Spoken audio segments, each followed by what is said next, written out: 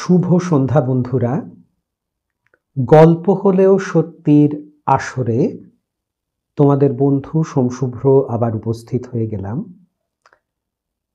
আজকে আমি চৈতির মুঠোফোনটা ব্যবহার করছি লাইভের জন্য।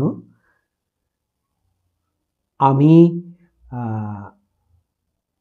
আজ তোমাদের সামনে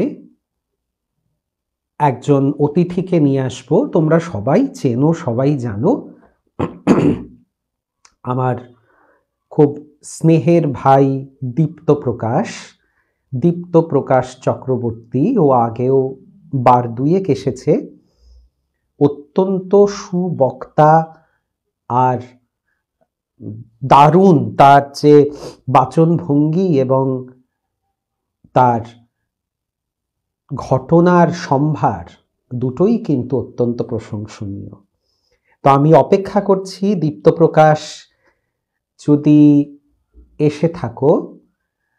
শুভ সন্ধ্যা সুদীপ্তা মাসি, তুমি এসেছো, দীপ্ত ভাই এসেছে। দীপ্ত ভাইকে আমি ক্যামেরাতে নিয়ে আসার চেষ্টা করছি। দেখাচ্ছে অ্যাডিং। ক্যামেরাতে ঠিকঠাক চলে এলেই আমরা আজকের পর্বটি শুরু করে দেব। শুধু অ্যাডিং আর অ্যাডিং এই দেখিয়ে যাচ্ছে। এই এতক্ষণে মনে হচ্ছে একটা কিছু ঘটতে চলেছে। হ্যাঁ, মনে হচ্ছে, কিন্তু দীপ্ত ভাইকে আমি দেখতে পাচ্ছি না। কথা শুনতে পাচ্ছি কিন্তু তোমায় দেখতে পাচ্ছি না। আচ্ছা, আমি আবার তোমাকে দেখতেও পাচ্ছি, কথাও শুনতে পাচ্ছি, কিন্তু আমি তোমাকে দেখতে পাচ্ছি না ভাই। আচ্ছা, তোমাকে জয়নিং দেখাচ্ছে, কিন্তু তোমাকে মানে তুমি রেডিও হয়ে গেছো এখন আমাদের কাছে। শুধুমাত্র অডিও, এখনো তুমি টেলিভিশনে উন্নীত হতে পারোনি। এইবারে টেলিভিশন মোড অন হয়েছে। বাবা দুর্গা জয় মা, জয় ঠাকুর, কি অবস্থা। আচ্ছা, আমাকে দেখা যাচ্ছে দাদা? তোমাকে একদম পরিষ্কার দেখা যাচ্ছে, শোনা যাচ্ছে।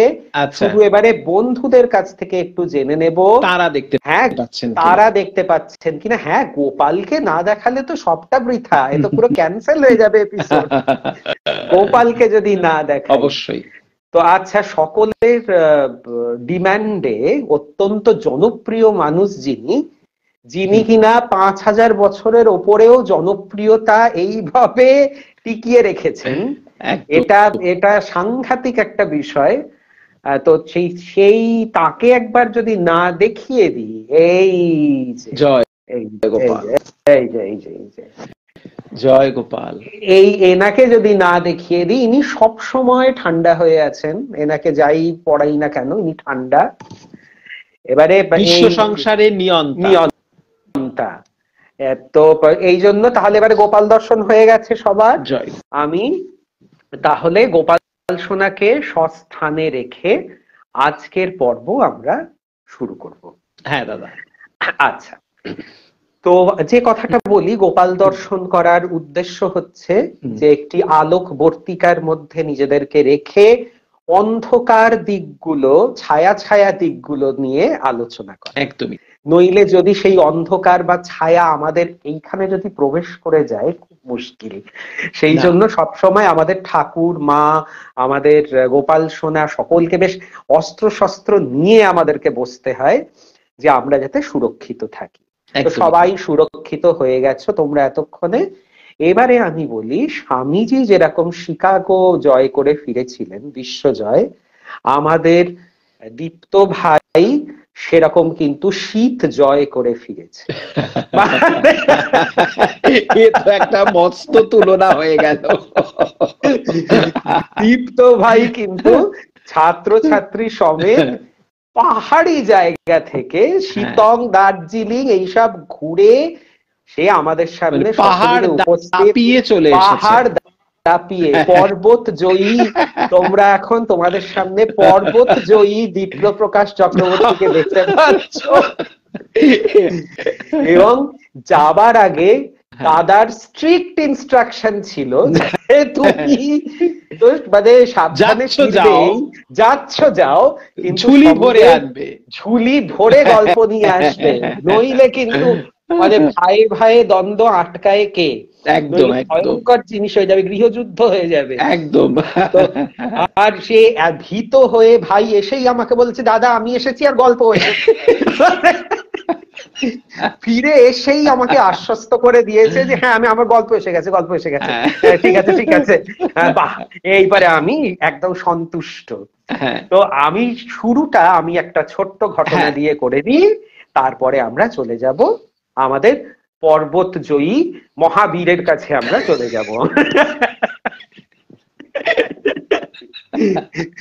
তো প্রথম যে ঘটনাটা, সেই ঘটনাটা একটা সাবধান বাণী বলতে পারো। আচ্ছা, এটা কিন্তু এই যে গল্প ঘটনাটা বলি, ঘটনাটার আগে আগে বলে দিলে এর রোমাঞ্চটা নষ্ট হয়ে যাবে, রক্তটা নষ্ট হয়ে যাবে। তো আগে বহুবার আলোচিত হয়েছে আমাদের এক বোন এখানের, রমি বোন, রমি, আমাদের বোনের নাম রমি। তো রমি আমাদেরকে অনেক গল্প ঘটনা আমাদেরকে অনেক বলেছেন, আমরা সেগুলোকে পরিবেশনও করেছি। যদি তোমাদের মনে থাকে যেগুলোই বেহালা কেন্দ্রিক ঘটনাগুলো, যেগুলো সেই একজন পুরোহিত মহাশয়ের হঠাৎ করে আকস্মিক মৃত্যু এবং তার সন্তানদের ডেকে ওঠার ঘটনা, এরকম বেশ কিছু রোমাঞ্চকর ঘটনা ছিল যেগুলো রমি বোন আমাদেরকে দিয়েছিল, আমাদের সঙ্গে ভাগ করে নিয়েছিল। তো রমি বোন আরেকটা ছোট্ট ঘটনা, একদম ছোট্ট ঘটনা আমাদেরকে জানিয়েছে, সেই ঘটনাটা আমি বলি তোমাদের। রমিদের বাড়ি, যখন সে অবিবাহিতা, যখন সে বাবা মায়ের সঙ্গে থাকে, খুব সুন্দর সুখী পরিবার যেরকম হয় সেরকম, এবং তাতে ওরা দুই বোন এবং এক ভাই, মা বাবা, দুই বোন এক ভাই, এই নিয়ে তাদের সুখের সংসার। তো একদিন বিকেলে তারা ছুটি ছাটার দিনে বিকেলে, খুব যেরকম হয়, আগে তো দেখো, আগে তো ছিল না যে এ মোবাইল দেখছে, ও মেল পাঠাচ্ছে, এ ফোনে কথা বলছে, এসব তো ছিল না। আমরা মোটামুটি আমরা যেভাবে বড় হয়েছি, ছুটি ছাটার দিনে একই টেবিলে সবাই বসে হয়তো মুড়ি মেখে খাওয়া হচ্ছে, গল্প করা হচ্ছে, এরকম একটা পরিবেশ ছিল। তো এই বাবা মা তার 3 সন্তানকে নিয়ে সুন্দর একটা বিকেল কাটাচ্ছে, বেশ খাওয়া দাওয়া হচ্ছে টচ্ছে, কথা টথা হচ্ছে, গল্প গুজব হচ্ছে, সারা সপ্তাহে কি হলো না হলো। হঠাৎ একটা উপহার এসে পৌঁছয় কোনো এক ঘনিষ্ঠ আত্মীয়ের থেকে, কোট আনকোট ঘনিষ্ঠ একজন আত্মীয়ের কাছ থেকে এসে পৌঁছয়, এবং সেই উপহারটি বড় অদ্ভুত। সেই উপহারটি দুটো গামছা, দুটো গামছা আসে, এবং এটাকে বলা হয় যে উপহার স্বরূপে দুটো এসেছে। মানে ওই যে অনেক জায়গায় আমরা গেলে আমরা নিয়ে টিয়ে আসি না লোকের জন্য জিনিসপত্র, তো সেরকম যেমন অসমে কেউ গেলে অসমের গামছা, বা পুরীতে গেলে গামছা, এগুলো খুব আমাদের থাকে, নিয়ে আসি। তো সেরকম দুখানা গামছা, মানে কাইন্ড অফ সুভেনির, একেবারে একেবারে। এবারে কিন্তু ওরা একটু অবাক হয়েছে, হঠাৎ করে 5 জনের জন্য দুটো গামছা, হঠাৎ করে কি ব্যাপারটা কি, একটু সন্দেহ হয়েছে। কিন্তু ঠিক আছে, একটু একটু অদ্ভুত দেখতে হলেও আসলে তো উপহার, এবং এসেছে সেই ঘনিষ্ঠ আত্মীয়ের কাছ থেকে, তো ওরা তো সেটাকে বিশেষ আমল দেয়নি। কিন্তু আমাকে বলল যে দাদা 5 থেকে 10 মিনিটের মধ্যে, মানে গামছাটা আসার 5 থেকে 10 মিনিটের মধ্যে আমাদের বাড়িটা কুরুক্ষেত্রে পরিণত হলো। একটা ছোট্ট কথা থেকে একটা স্ফুলিঙ্গ ধরলো, এবং সেই থেকে ঝগড়া ঝাঁটির দাবানল, মানে হু হু করে আগুন জ্বলছে, সবাই সবাইকে দোষারোপ করছে, বলে আমাদের প্রায় ভাই বোনদের মধ্যে হাতাহাতি চুলোচুলির জায়গায় পৌঁছে গেছে, যেটা মানে সারা জনমেও যেটা হয় না আমাদের। কারণ অত্যন্ত, হ্যাঁ, অত্যন্ত ভদ্র সভ্য একটা পরিবার, সেখানে তো সব হয় না। কিন্তু বলছে আমাদের দাঙ্গার মতো, আমাদের বলো বিভৎস ঝগড়া। মানে এই যখন প্রচন্ড ঝগড়া চলছে, মায়ের হঠাৎ খেয়াল হলো, মা বলল যা তো গামছা দুটো ফেলে দিয়ে আয়। আচ্ছা, দেখো এই হচ্ছে মা, কিন্তু মায়ের মধ্যে যে আদ্যা শক্তি রয়েছেন, এটা কিন্তু একেবারে এই এত ঝগড়ার মধ্যেও তিনি কিন্তু মাথা ঠান্ডা করে তিনি বলছেন যে ওই গামছা দুটো এক্ষুনি ফেলে দিয়ে আয়। তো ওরা তখন রমি বোন কি করেছে, গামছা দুটো বলছে মা নতুন গামছা একেবারে ঝকঝকে, ফেলে দেবো এরকম ভাবে? মা বলছে হ্যাঁ, কোনো কথা নয়, ফেলে দিয়ে এসো, যাও, একদম আস্তা করে ফেলে দিয়ে আসবে, একটাও রাখবে না। এবারে ওই ফেলতে গিয়ে তারা একটুখানি গামছাটাকে যেরকম খুলে টুলে লোকে যেরকম দেখে ফেলার আগে, যে ভেতরে কোনো চিঠি টিঠি কিছু আছে কিনা বা কিছু এরকম করতে গিয়ে বললো জানো দাদা, আমি দেখলাম একটা গামছার কোনটা না কাটা। ওরে বাবা, আচ্ছা, একটা গামছার একটা কোণ ত্রিভুজ করে কাটা। আচ্ছা, এবং কেউ কাউকে কাটা গামছা কখনো উপহার দিতে পারে? পারে না তো। কিন্তু দুটো গামছার মধ্যে একটি গামছার কোণ কাটা এবং সেটা উপহার স্বরূপ এসেছে। রমি বলল আমরা তো সঙ্গে সঙ্গে, মা তো বললেন খবরদার এ গামছা রাখা চলবে না। ভালো মানুষ বাবা, তার মধ্যেও বলছেন একজন উপহার পাঠিয়েছেন, যদি পরে দেখতে চান কি হবে। বলে তোমার আগে কি পরিবারের শান্তি সুস্থতা, নাকি তোমার লোকলৌকিকতা? একদম না, পুরো পরিষ্কার হয়ে গেছে যে পাঠিয়েছে দুটি গামছা তার উদ্দেশ্য সৎ নয়, এবং একটি গামছার ওরকম কোণ দিয়ে ওরকম ত্রিভুজের মতো কাটা। আমি অনেকদিন আগে তোমাদেরকে বলেছিলাম যে আমি আমার মায়ের শাড়ির আঁচল এরকম কাটা দেখেছিলাম। তো সেই ঘটনাটা শোনার পর রমি বোন আমাকে বলে যে দাদা, এখন আমার ওই ঘটনাটা হঠাৎ করে স্মৃতিতে এলো এবং আমার স্পষ্ট আমি বুঝতে পারছি, তার মানে ওখানে কিছু একটা কোনো অন্ধকার বিদ্যা কোন এখানে প্রয়োগ করা হয়েছিল, এবং যার জন্য এই সুখের সংসার, যেটা কিনা শিক্ষিত সুসভ্য সভ্য ভদ্র একটা সংসার, সেই সংসার 5-10 মিনিটের মধ্যে সেটা কুরুক্ষেত্রে পরিণত হয়েছিল। এরকম ভয়ঙ্কর একটা হয়েছিল। তো এইটা আমাদের সকলের কাছে সাবধান বাণী হিসেবে আমি বলতে চাই যে আকস্মিক কোনো এরকম তোমাদের কাছে যদি একেবারে একটা অপ্রত্যাশিত একটা উপহার এসে হাজির হয়, তার কিন্তু খুব ভালো করে বিবেচনা করে সেটাকে ভালো করে নিরীক্ষণ করে তবেই কিন্তু সেটা গ্রহণীয়, নইলে কিন্তু ওটা একেবারে তৎক্ষণাৎ সেটা বর্জনীয়। এটার থেকে কি বিভৎস জায়গায় চলে যেতে পারে। আমরা এই ছোট্ট মানে একটুখানি ঘটনা, একরত্তি ঘটনা, কিন্তু এই যে কোথাকার জল কোথায় গড়াতে পারতো, কোন জায়গায় পৌঁছতে পারতো, সেটা ভাবলে এখনো সেই বোন বলছে আমি শিহরিত হই আমরা, যে আমাদের এত সুন্দর একটা পরিবারে সেদিন বিকেলে কি না কি হতে পারতো। ঠিক ঠিক ঠিক। কাজেই এইটা তোমাদের কাছে আমি সব সময়তে বলবো বন্ধু হিসেবে, যে তোমরা কিন্তু যে কোনো উপহার, মানে কেউ দিল বলেই, অনেক সময় অনেক খাবার আসে, খাবার দিল বলেই খেয়ে নিলাম চট করে, এটা কিন্তু করা ঠিক হবে একদমই তাই। এইটা কিন্তু তোমরা একটু খেয়াল রেখো। এইবারে আমি যেরকম তোমাদেরকে প্রতিশ্রুতি দিয়েছিলাম, এইবারে আমরা চলে যাচ্ছি আমাদের পাহাড় জয়ী, আমাদের এই পাহাড় জয়ীতে তো মানে আমি এত সংকুচিত বোধ করছি যে মানে আমার মতন একজন মানুষ যে মানে পাহাড়ে সত্যি কথা বেশি দূর উঠতেও পারি না, তাকে দাদা বলছেন পাহাড় জয়ী। তবে দাদা স্নেহ করেন, দাদার ভালোবেসে তার ভাইকেই একটা মানে উপাধি বিভূষিত করছেন। এতে যাই হই একটা আনন্দ হচ্ছে যে আমি পাহাড় জয় করে এসেছি। জয় করবার মতোই ব্যাপার বটে, কারণ সত্যি কথা বলতে কি পাহাড়ি জায়গায় আমি একটু কমই যেতে চাই।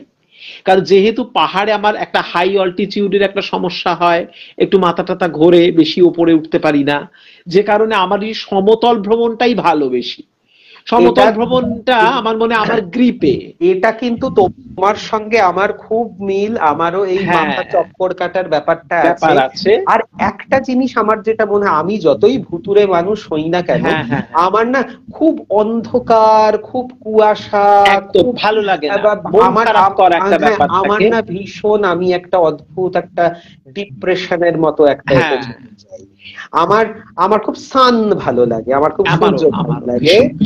এবং হ্যাঁ, পাহাড় চলতে পারে কিছুদিনের জন্য, মানে অল্প কিছুদিন ঠিক আছে, ওকে, কিন্তু দীর্ঘদিন না ভাবতেই পারবো না। না, তবে একটা কি, পাহাড়ের যে রৌদ্রোজ্জ্বল সকালটা সেটা অপূর্ব, সেটা অপূর্ব, কিন্তু ঘটনা হচ্ছে পাহাড়ের ওই যে সন্ধে গুলো এনজয় করা যায় না তো, কোথাও বেরোনো যাবে না, সন্ধ্যের পর ঘরে ঢুকে পড়ো, সানসেটিং এর সঙ্গে সঙ্গে ঘরের মধ্যে যা আড্ডা হলো, হই হই হলো, গান বাজনা হলো, এইটুকুই। কিন্তু সমতলে কি হয়, ধরো আমি পুরীতে গেলাম, বেনারসে গেলাম, আমি ঘুরতে গেলাম, মার্কেটে গেলাম, শপিং করলাম, এইগুলো আবার আমি খুব এনজয় করি, যে কারণে আমার পাহাড়ের সন্ধে একদম ভাল লাগে না। আর 8:30টায় ডিনার খেয়েই শুয়ে পড়ো, আর কিছু করার নেই, যেমন এটা হয় জঙ্গলে। হ্যাঁ, আমাদের সোনালী থাকলে সোনালী আরো গুছিয়ে বলতে পারবে, আমি একবার দুবার জঙ্গলে গেছি, জঙ্গলে ওই একই ব্যাপার, এটা আমার মনে হয়। আর জঙ্গলে আবার আরো হয় কি, বেশি লোক গেলে, বেশি গ্যাদারিংটা তো আবার ভালো লাগে না। জঙ্গলে আবার 3-4 জন, তার মধ্যে আর কত তুমি আড্ডা দেবে আর গান গাইবে? ঠিক কথা, ঠিক। হ্যাঁ, মানে তখন তো মানে ঘুমিয়ে পড়া ছাড়া উপায় নেই। এবং আমরা যারা একদম জলবাসী জীব নই, জলে গমন আমাদের খুব একটা নেই, আমাদের আরো সমস্যা। হ্যাঁ, এবার আমাদের কি হচ্ছে, কতক্ষণ আর তুমি শুধু মুখে মুখে গল্প করবে? একদম। আর আমার যেটা, কফি খেলাম, ডিনার খেয়ে ফেললাম, আর কত। হ্যাঁ, আমার যেটা হয়, আমি আবার হচ্ছি একেবারেই আর্লি বার্ড নই, আমি নাইট আউল। আমি যত রাত ঘনায় আমার যেন কার্যক্রম বাড়ে, সেইখানে আর কি রাতে আমি কিছু করতে পারছি না, আমার মনে হচ্ছে আমার টানা ছেটে দেওয়া হয়েছে। একদম তাই। আর এটা কি খুব আর্লি রাইজিং তো ওখানে, এটা আমাদের একটা প্রবলেম হয়, মানে 4টেতে উঠে পড়তে হচ্ছে, মানে সারাদিন একটা ঘুম ঘুম থাকে। তবে কি হয়, বাইরে বেড়াতে যখন সাইট সিনে চলে যাচ্ছি, তখন ওটা ঘুমটা চলে যাচ্ছে। এটা স্টুডেন্টদের মধ্যে তো, ফলে মজাতেই কেটেছে, সেটা না 2-1 দিন ঠিক আছে। তবে ওসব জয় টয় কিছুই নয়। তবে একটা ঘটনা হচ্ছে যে, একটা জিনিস দেখে আমি খুব আনন্দ পেয়েছি, একটা দুটো জিনিস, তার মধ্যে যেটা এখানে প্রাসঙ্গিক সেটা বলি, সেটা হচ্ছে ডাউহিল।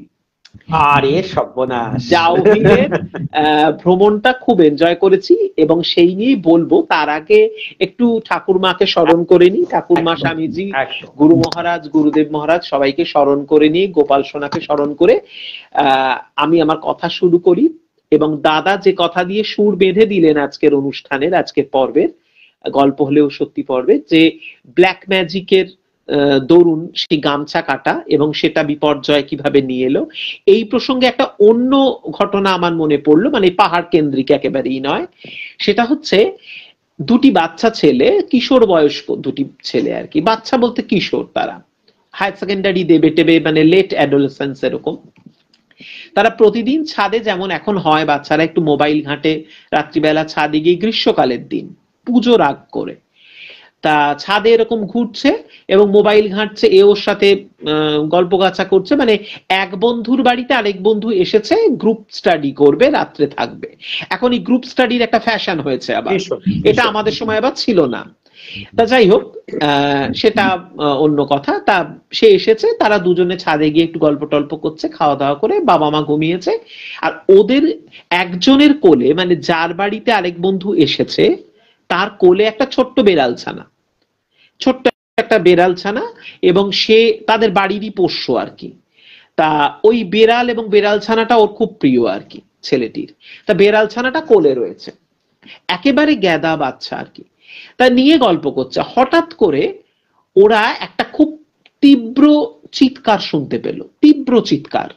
তীব্র চিৎকারটা হতে হতে বেড়াল ছানাটা ছিটকে ওর কোল থেকে মাটিতে পড়ে গেল এবং ওদের মাথার উপর দিয়ে ও বুঝতে পারলো যে কি একটা যেন চলে গেল, মানে একটা হঠাৎ মানে বজ্রবিদ্যুৎ খেলে গেলে যেমন হয় আকাশে, সেরকম একটা বজ্রপাতের মতো কি একটা যেন সাট করে বেরিয়ে গেল মাথার উপর দিয়ে, বেড়াল ছানাটা দুম করে হাত থেকে পড়ে গেল। আর বেড়াল ছানাটা যেমনি পড়ে গেল, ও বেড়াল ছানাটা মিউ মিউ করে উঠলো, আর আর্তচিৎকারটাও কিন্তু থেমে গেল। এই পর্যন্ত হওয়ার পর দুজনেই তো থতমত খেয়ে গেছে। বেড়াল ছানাটাকে তুলেছে, নেতিয়ে পড়েছে বাচ্চাটা, তাকে নিচে নিয়ে চলে এসেছে তৎক্ষণাৎ, নিয়ে এসে তাকে জল টল দিয়ে ইত্যাদি করে, তার খুব একটা চোখ খুলছে মাঝে মাঝে, পিটপিট করে চাইছে, আবার চোখ বুজে ফেলছে, এরকম। তা যাই হোক, তার মায়ের কাছে তো মোটামুটি শুয়ে টুয়ে দিল, দিয়ে তো দুই বন্ধুতে ঘুমিয়েছে। পরের দিন সকালে উঠে দেখা গেল বেড়াল ছানাটা মারা গেছে। আহারে, বেড়াল ছানাটা মারা গেছে। এই ঘটনায় ছেলেটির মা তো বেড়াল ছানাটার মারা যাওয়াতে হতবাক, এবং ছেলেকে বলছে, কি রে, কি ব্যাপার, বেড়াল ছানাটা দেখ মরে গেছে কেন? তখন ছেলেটি তার মাকে সব কথা বলে, যে মা এরকম এরকম জানো, আমি কালকে রাত্রে ও আর আমি যখন ছাদে ছিলাম, তখন এরকম একটা তীব্র চিৎকার হলো, আর মাথার উপর দিয়ে কি একটা মানে বিদ্যুৎ খেলে যাওয়ার মতন চলে গেল যেন, তারপরে ও আমার হাত থেকে পড়ে যায় একটা আর্তচিৎকারের সঙ্গে সঙ্গে। এই কথাটা শুনে বেড়াল ছানাটা তো যাই হোক তার সদ্গতি করার চেষ্টা করলো তারা। এবারে ওর মা ওদেরই পরিচিত এক মানে ব্রাহ্মণ পণ্ডিত মশাই, এবং তিনি হস্তরেখাবিদও বটে, তার সঙ্গে যোগাযোগ করেন। তিনি সবটা শুনে বলেন যে সেদিন তোমার ছেলের ফাঁড়া ছিল। আমিও এটাই অনুমান করছিলাম। হ্যাঁ, বিড়াল ছানাটা বাঁচিয়ে দিয়েছে, কারণ অ্যাকচুয়ালি ফাঁড়া ছিল বলতে এই জন্য, একজন আরেকজনকে বান মারছিল, মারণ যে বানটা আমরা বলি, মারণ উচ্চাটন, তার মধ্যে মারণ যে ক্রিয়াটা, সে মারণ ক্রিয়াটা অ্যাপ্লাই করেছিল, এবং যার উদ্দেশ্যে করেছিল সেখানে তো সেটা পৌঁছেছেই, কিন্তু যার মাথার উপর দিয়ে গেছে সেও এফেক্টেড হয় ইকুয়ালি। তোমার ছেলে কিন্তু এফেক্টেড হতো, কিন্তু ওকে বাঁচিয়ে দিল বেড়াল ছানাটা। ওর কিন্তু জ্বর হতে পারতো, শরীর খারাপ হতে পারতো, আরো অনেক কিছু হতে পারতো, ওকে বাঁচিয়ে দিয়ে গেল বেড়াল ছানাটা। বেড়াল ছানাটা যদি ওর কোলে না থাকতো, কারণ ও অবলা জীব, এবং আমরা জানি সাব হিউম্যান ক্রিচাররা বেশি রেসপন্সিভ হয়, বেশি পরিমাণে রিসিভ করতে পারে এগুলো, ও চট করে রিসিভ করে নিয়েছে, যার ফলে ও এফেক্টেড হয়ে গেল। হ্যাঁ, একটা অবলা প্রাণ চলে গেল। তা এই যে নিম্নমানের এই যে ক্রিয়াগুলো তন্ত্রকে এইভাবে কলুষিত করেন যারা, তাদের তো ভালো হয় না কখনোই, সেইটা আবার বুমের্যাং হয়ে ফিরে আসে তাদের কাছে। যারা এই কাজগুলো করেন, গামছা কাটা, চুল কেটে নেওয়া, তারপরে তোমার গিয়ে দেখবে দাদা ওই বিয়ের সময় হয় না, সেই ওই যে নাপিতরা যে ফুল ঝাড়ে, ওই ফুল আমাদের বাড়ির মা, মাসিমা, পিসিমারা বলেন ওগুলো রেখে দিতে হয় আলাদা করে, যাতে না কেউ ওগুলো নিতে পারে আর কি। তারপরে টোপরের অংশ, একদম শোলার টোপরের অংশ নিয়ে অনেক খারাপ কাজ করা হয়, এবং এগুলো যারা করেন তাদের কিন্তু সত্যি ভালো হয় না। মানে দু একজনকে চোখের ওপর দেখেই বলছি যে সত্যি ভালো হয় না। মানুষের ক্ষতি করলে তো নিজের ভালো হওয়াটা মুশকিল না? যাই হোক, এই মানে এত কষ্ট লেগেছিল আমার ঘটনাটা শুনে না। আমি আমার বাড়িতে হয়তো কোনো পোষ্য নেই, কিন্তু ভালোবাসাটা তো আছে একদম না যে কোনো প্রাণীর। বন্ধুরা, আমরা হঠাৎ করে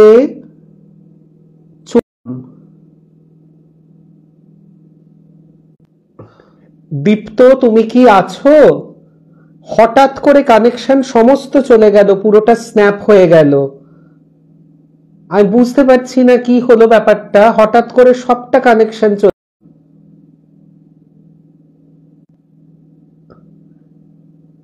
পুরো কানেকশনটা চলে গেল এভাবে, আমি তো বুঝতে পারছি না। দীপ্ত, তোমাকে আমি আবার পাঠালাম ভাই, অ্যাডিং দেখাচ্ছে, আবার অ্যাডিং কি কাণ্ড কি বলো তো, অবস্থা বলো তো, স্লো নেট, স্লো কানেকশন দেখাচ্ছে। গতবারেও কি ভয়ঙ্কর জিনিস হলো, হ্যাঁ, এবং আজকেও এক জিনিসের পুনরাবৃত্তি, এক জিনিস একেবারে একদম কেটে গেল এবং কিছুতেই আর না, কানেকশন হচ্ছেই না। এবার দেখা যাচ্ছে দাদা? এবার দেখা যাচ্ছে, শোনা আচ্ছা। যাচ্ছে। আচ্ছা, তোমরা আমাদের ভাই এটাকে মানে অনাকাঙ্ক্ষিত যে বিঘ্ন একেবারেই আমাদের হাতে তো নেই, তাই। তোমরা একটুখানি সেটার সঙ্গে একটু মানিয়ে গুছিয়ে নিও আর কি। নিশ্চয়ই। আর ইউটিউবে আমি সবগুলোকে জোড়া লাগিয়ে লাগিয়ে দেব, অতএব ইউটিউবে অন্তত দেখতে তোমাদের অসুবিধা হবে না। আমরা বরং একটু ঝটপট ঘটনাগুলো চলে যাই, আবার কখন কি আবার কখন কি হয় ঝটপট করে। হ্যাঁ, সেই এই প্রসঙ্গে মনে পড়ে গেল সেই মানে কিছু করার নেই অন্তর্জালের বিভ্রাট, যে আমাদের এই প্রসঙ্গে একটা মজার কথাই মনে পড়ে গেল। আমার এক পরিচিত, আমার স্কুলের এক দিদি, তার মেয়ে যখন ছোট ছিল তিনি কি করতেন, যে পরে অনেক পরের কাজগুলো আগে আগে সেরে রাখতেন। মানে মধ্যরাত্রে উঠে উনি কুটনোটা কেটে রেখে দিতেন। খুব ভালো, কারণ সকালবেলা মেয়েকে স্কুলের জন্য প্রিপেয়ার করা ইত্যাদি, নিজে তৈরি হবে, মাঝরাতে উঠে কুটনো কেটে রেখে দিল। হ্যাঁ, তারপরে 2 বালতি জল তুলে রেখে দিল, হঠাৎ ঘুম ভেঙে গেছে, কি করবে 2 বালতি জল তুলে রেখে দিল, দুটো কাজ তো হয়ে গেল। আবার হ্যাঁ, আবার সেই গল্প করেছিল যে হঠাৎ ঘুম ভেঙে গেল, আমার মেয়ের দুটো পায়ে, মেয়ে ঘুমোচ্ছে, দুটো পায়ে দুটো মোজা পরিয়ে রেখে দিলাম, মোজাটা তো সর্বনাশ। আচ্ছা, এইটা ছিল নাকি আমার বাবাদের বাড়িতে, আমার বাবারা 9 ভাই বোন, তো তখন তো জানো 9 ভাই বোনের জন্য তো খাট অসম্ভব। তো সবাই মাটিতে ঢালাও বিছানা করে শোয়ার রীতি। তো তার মধ্যে ছিল দেখি ভাগ করা ছিল কাজগুলো, কে কোনটা করবে, কেউ বিছানা পাতবে, কেউ মশারি টাঙাবে, এগুলো হবে। এবারে দেখো আবার একটা কি শব্দ হচ্ছে, এই শব্দটা আমি কেটে দিচ্ছি, একটা ফোন আসছিল। ও আচ্ছা, কেটে দিয়েছি। তো সেই করে বলতো যে যার হয়তো মশারি টাঙানোটার কথা, বিছানাটা হয়নি, সে মশারিটা টাঙিয়ে দিয়ে চলে গেছে। বললো মশারিটা সেই ভূতের মতো এরকম করে হাওয়ায় উড়ছে, কারণ নিচে তো কোনো বিছানা নেই। সে তার কাজটা সেরে চলে গেছে, সে তার সময় পেয়েছে, সে মশারির 4টে খুঁট লাগিয়ে দিয়ে সে চলে গেছে। আর বাপি বলতো এরকম দুলছে ভূতের মতো মশারিটা, নিচে কিচ্ছু নেই, খালি মেঝে। জীবনানন্দের কবিতা, মশারির পেট ফুলে উঠছে। তো সেই রকম অবস্থা। আচ্ছা, যাই হোক, আমরা তাহলে একটু আমাদের আজকে প্রাসঙ্গিক কথায় চলে আসি। একেবারেই চলে আসছি, না কিছু করার নেই। কথা বলতে বলতেই আবার আড্ডা মজা সবই হবে। আমরা ডাউহিলের ঘটনা দিয়ে শুরু করি তাহলে। একদম। এবার ডাউহিল সম্পর্কে তো অনেক কিছুই শুনেছে সবাই, আমিও শুনেছি, সবাই যা শুনেছে আমিও তাই শুনেছি।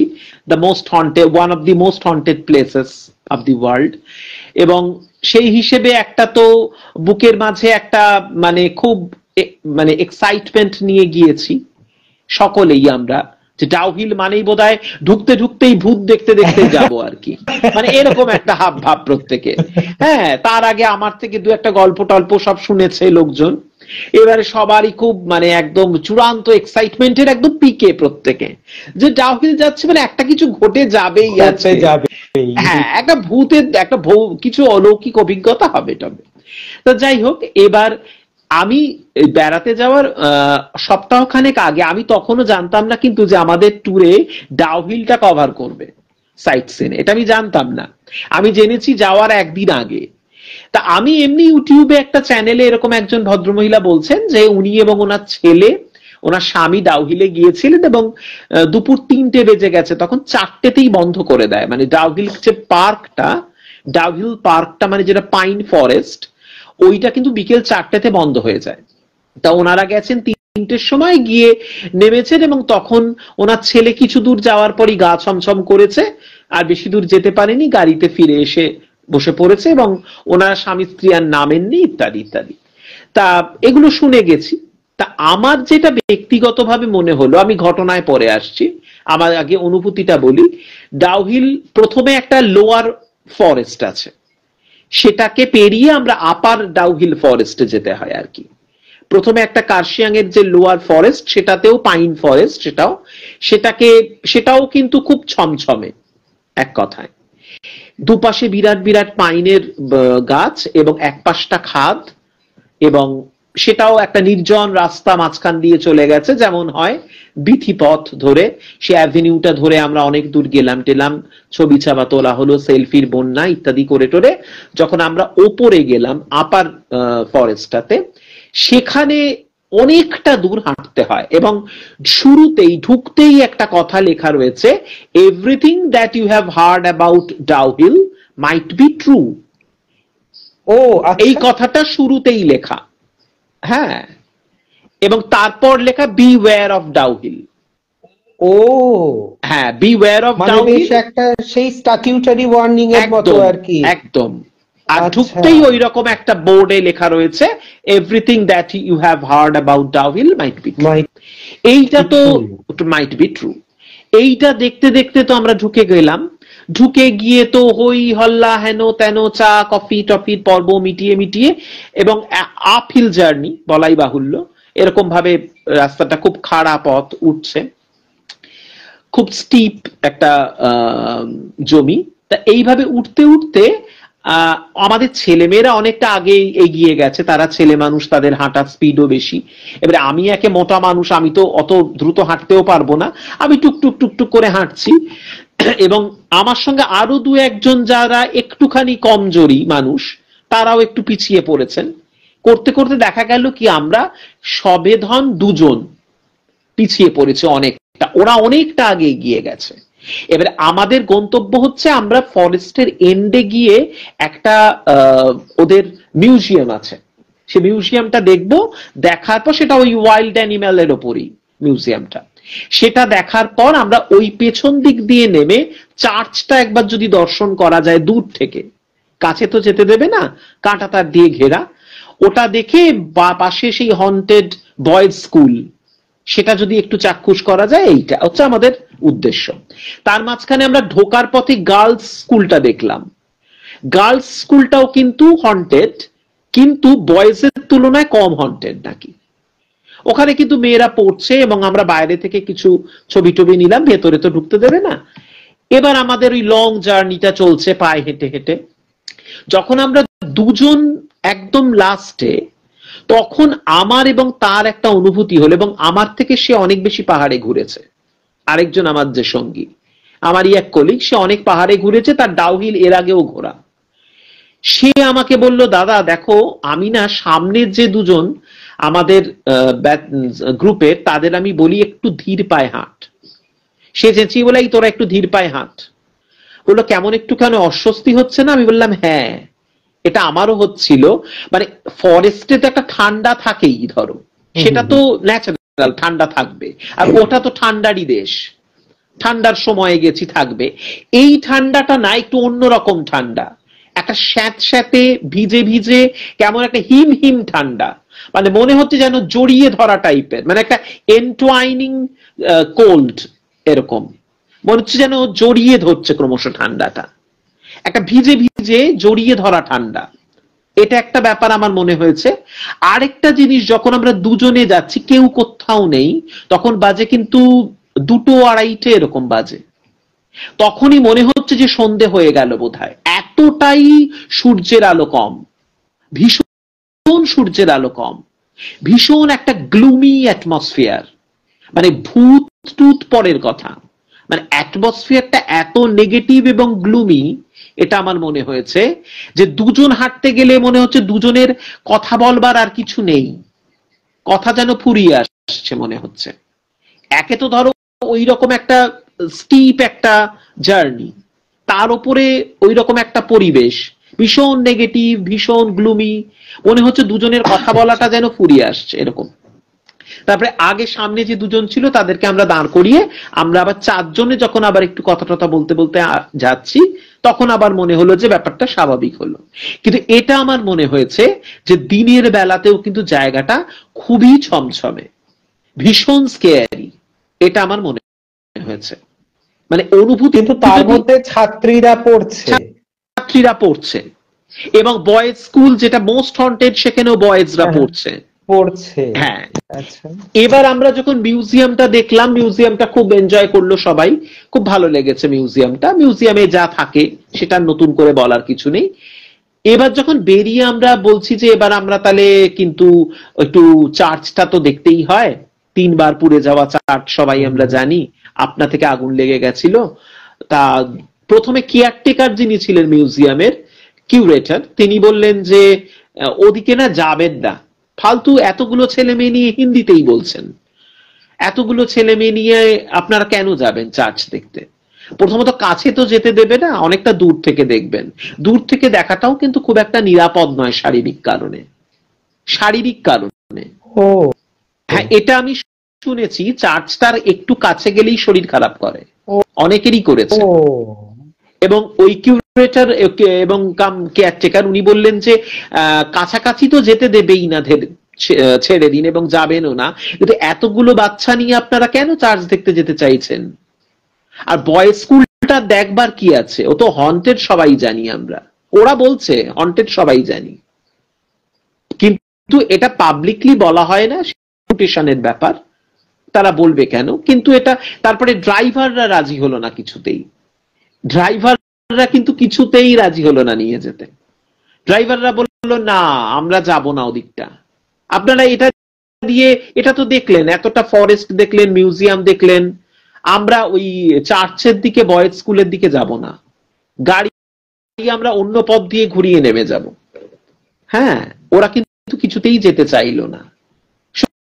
সুতরাং আমার মনে হলো যে চার্চটা কিন্তু সত্যি একটু গোলমেলে জায়গা। গোলমেলে জায়গা আমি তো জানতামই, কিন্তু এবার মনে হলো সত্যি সত্যি গোলমেলে।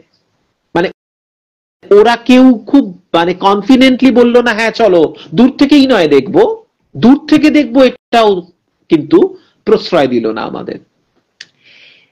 তবে যে ঘটনাটা বলবো এবার, সেটা হচ্ছে এই ডাউহিলের একটা ঘটনা শুনলাম, আমার এক বোনের থেকে শুনলাম এই ঘটনাটা। সে বলল যে এই যে বয়েজ স্কুলটা যেটা আছে, এই বয়েজ স্কুলের হস্টেলটা কিন্তু পাহাড়ের ওপরেই হস্টেলটা। এই বয়েজ স্কুলের হস্টেলে বেশ অনেক বছর আগের কথা, একজন নতুন ওয়ার্ডেন অ্যাপয়েন্টেড হয়েছেন, তিনি নবনিযুক্ত একজন ওয়ার্ডেন, তিনি আসছেন শিলিগুড়ি পর্যন্ত, এসে সেখান থেকে গাড়ি তাকে এখানে নিয়ে আসবে, এরকম একটা কথা হয়েছে। শিলিগুড়ি বা এনজেপি এরকম কোন একটা জায়গায় তিনি এসে নামবেন, গাড়ি তাকে নিয়ে আসবে। তা যথারীতি ট্রেন লেট করেছে, তিনি এসে পৌঁছেছেন শিলিগুড়ি বা এনজেপি হোয়াটএভার, গাড়ি যেতে দেরি করেছে, বা গাড়ি গিয়ে ফিরে এসেছে, সরি যেতে দেরি করেনি, গাড়ি গিয়ে ফিরে এসেছে, উনি তারপরে এসেছেন। ন্যাচারালি ওনাকে তো নিজেই একটা ভেহিকল করে আসতে হয়েছে। এবং একটা কথা বলি, ডাউহিলের যেখানে পাইন ফরেস্টটা শুরু হচ্ছে, আপার ডাউহিল, সেখানে কিন্তু ফরেস্টের দোরগোড়াতে এসে গাড়ি থামিয়ে দেবে, বাকিটা কিন্তু হাঁটতে হবে ভেতর দিয়ে। কিন্তু ওই আপহিল যে রোডটা, ওটা কিন্তু গাড়ি যাবে না, ওটা সবাইকে পায়ে হাঁটতে হবে। ওনাকেও যথারীতি গাড়ি এসে ফরেস্টের দোরগোড়ায় নামিয়ে দিয়েছে। তখন বাজে দুপুরে 1টা, সেদিন আবার একটু টিপটিপ করে বৃষ্টি পড়ছে। এবার তিনি গাড়ি থেকে নেমে পায়ে হেঁটে ওই পথ ধরে ভাবছেন যে আমি মোটামুটি একটা ডিরেকশন পেয়েছিলেন। তখন তো মোবাইল ছিল না, মোবাইলও নেই, অনেক বছর আগের কথা। তা তখন তিনি ফোন করবেন কি করে? ফোন করবার ব্যাপার নেই, প্রিন্সিপালকে যে ফোন করবেন, মোটামুটি উনি একটা আন্দাজে যাচ্ছেন, কারণ যেরকম ডিরেকশন পেয়েছেন। যেতে যেতে ওনার কিছু দূর যাওয়ার পর, আমি বললাম না সূর্যের আলো খুব কম, এবং সেটা মেঘলা ওয়েদার, সূর্যের আলো নেই বাইরে, আরো ঝুপসি অন্ধকার, অন্ধকার ক্রমে ঘন হয়ে আসছে, টিপটিপ করে বৃষ্টি পড়ছে, আর ওই রকম একটা একা রাস্তা, একা একটা রাস্তাটাও একা বলতে গেলে, একটা নিঃসঙ্গ রাস্তা, সেটা ধরে তিনি চলেছেন।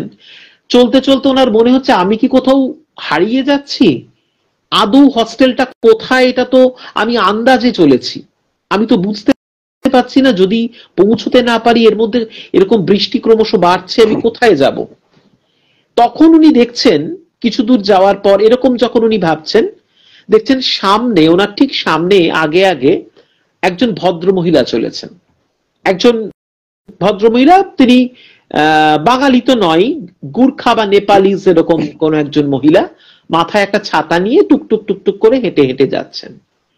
তিনি ওনাকে সম্বোধন করে হিন্দিতেই বললেন যে ম্যাডাম, আমি এরকম বয়েজ হস্টেলের নতুন ওয়ার্ডেন আজকে কাজে জয়েন করতে যাচ্ছি, তা আমার ট্রেনটা দেরিতে আসায় আমি একাই এসেছি, গাড়ি মিস করে গেছি, তা আমি হস্টেলটা তো চিনি না, আমি যদি আপনি আমাকে একটু প্লিজ বলে দেন বা আপনার সঙ্গে একটু নিয়ে যান তাহলে খুব উপকার হয়।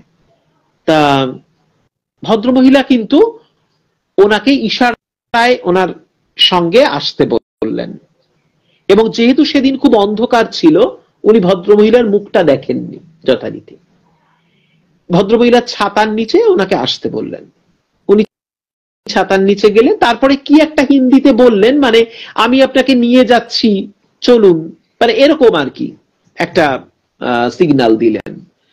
তা ভদ্রমহিলার সঙ্গে উনি যাচ্ছেন, ভদ্রমহিলা কিন্তু কোনো কথা বলছেন না। অনেকটা দূর যাওয়ার পরে ভদ্রমহিলা হিন্দিতে বললেন, এবারে আপনি চলে যেতে পারবেন, এই সোজা ওপরে উঠে যান, গিয়ে এই ডান দিকে ঘুরে দেখবেন হস্টেল। তা উনি বললেন, ম্যাডাম আমার তো ছাতা নেই, আপনি তো ছাতা নিয়ে চলে যাবেন? বলে হ্যাঁ, আমি বাঁদিকে চলে যাব, এখানে আমার ঘর, এখানে আমি চলে যাব। বললো এতটা রাস্তা তো আমি ভিজে যাব, তাহলে তো আমার এই পাহাড়ি বৃষ্টি, আমার তো অভ্যেস নেই, আমি শহরের সমতলের মানুষ। বলে তাহলে আপনাকে একটু ওয়েট করতে হবে, আপনি একটু ওয়েট করুন প্লিজ, আমি ঘরে একটা কাজ সেরেই আসছি। বলেন ঠিক আছে, আমি ওয়েট করছি। ওয়েট করছেন, 5 মিনিট যায়, 10 মিনিট যায়, ভদ্রমহিলা আসেন না। তখন উনি একটু বাঁদিকে উনি গেছেন, বাঁদিকটা লক্ষ্য করে একটুখানি গেলেন, সেটাও বনের মধ্যেই, গিয়ে দেখলেন ছোট ছোট দুটো ঘর, অনেক দিন ঘর দুটো খোলা হয়নি এরকম মনে হচ্ছে। তো উনি বললেন এখানেই তো ভদ্রমহিলা এলেন, তা কোথায় ঢুকলেন উনি, আর কতক্ষণই বা আমি দাঁড়াবো? বলে একটা ঘরের দরজাটা একটু ঠেলতেই ঘরটা খুলে গেল, ভেতরে ঢুকে দেখলেন যে খুব নিচু সিলিং এর একটা ঘর, এবং একটা তক্তাপোষ পাতা রয়েছে, আর সেরকম কিছু নেই, বহুদিন ঘরটায় কেউ ঢোকেনি, ঝুল কালি নোংরা আবর্জনায় ভর্তি। তিনি ভাবলেন এই ঘরটায় কি ভদ্রমহিলা থাকবেন? বলে বেরিয়ে এলেন। বেরিয়ে এসে কি করেন, আশেপাশে পেছনটা দেখছেন, এদিক ওদিক দেখছেন, ভদ্রমহিলার কোনো ট্রেস নেই।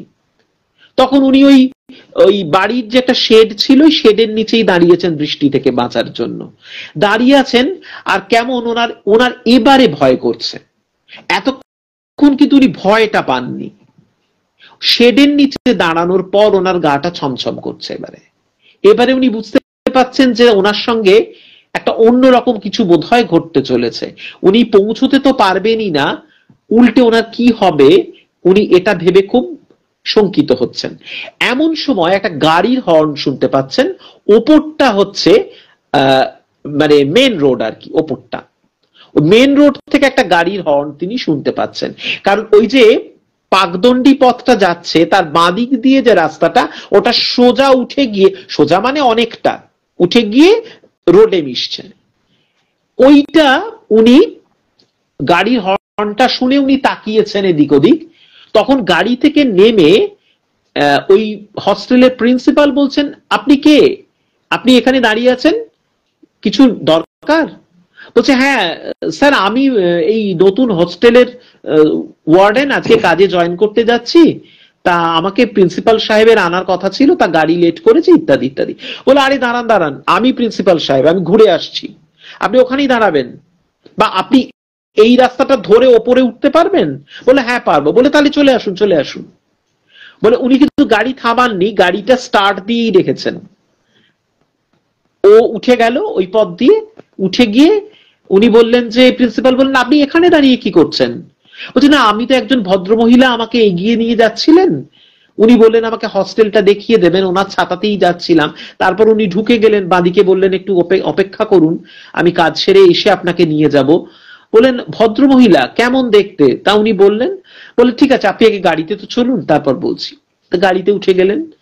তারপরে তো হস্টেলে গিয়ে উনি বললেন আপনি ফ্রেশ হন, ভিজে গেছেন, আপনি গরম জলে চান টান করুন, আমি লাঞ্চে অপেক্ষা করছি লাঞ্চ টেবিলে। তা তখন অনেকটাই দেরি হয়ে গেছে, সবার লাঞ্চ হয়ে গেছে, প্রিন্সিপাল অপেক্ষা করেছিলেন বলে উনি খাননি। লাঞ্চ টেবিলে আসার পর কথায় কথায় উনি বললেন, আপনি যে ভদ্রমহিলাকে দেখেছেন তার মুখ দেখেছেন?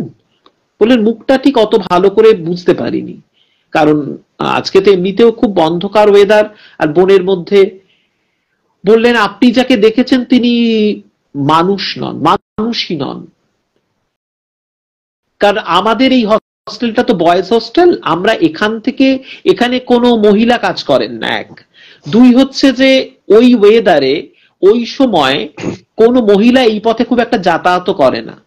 অতএব আপনি যাকে দেখেছেন তিনি আপনার ক্ষতি করেননি, ক্ষতি করেনও না উনি, কিন্তু উনি প্রায় দেখা দেন কাউকে কাউকে। উনি কে? উনি হচ্ছেন ওই যে ঝুপড়িটা আপনি দেখলেন, ওই ঝুপড়িটাতে আপনি দাঁড়িয়েছিলেন, ওই ঝুপড়িটাতে এক মা আর মেয়ে থাকতো।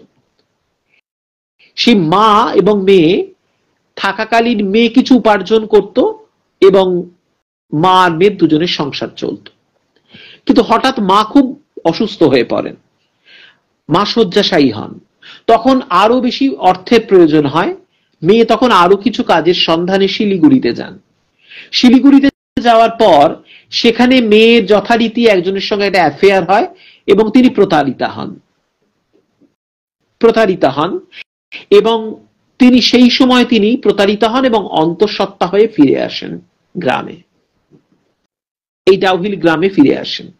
আসার পর 5 জনের 5 রকম কথা, লজ্জা, ঘৃণা, নিজেরও একটা বিষাদ, অবসাদ, সবকিছু মিলিয়ে মেয়েটি, আর এদিকে মায়ের অসুখ তখন চূড়ান্ত পর্যায়ে, তখন মেয়েটি আত্মঘাতী হয়। ওই ফরেস্টের মধ্যেই মেয়েটি হ্যাংড হয়ে যায়।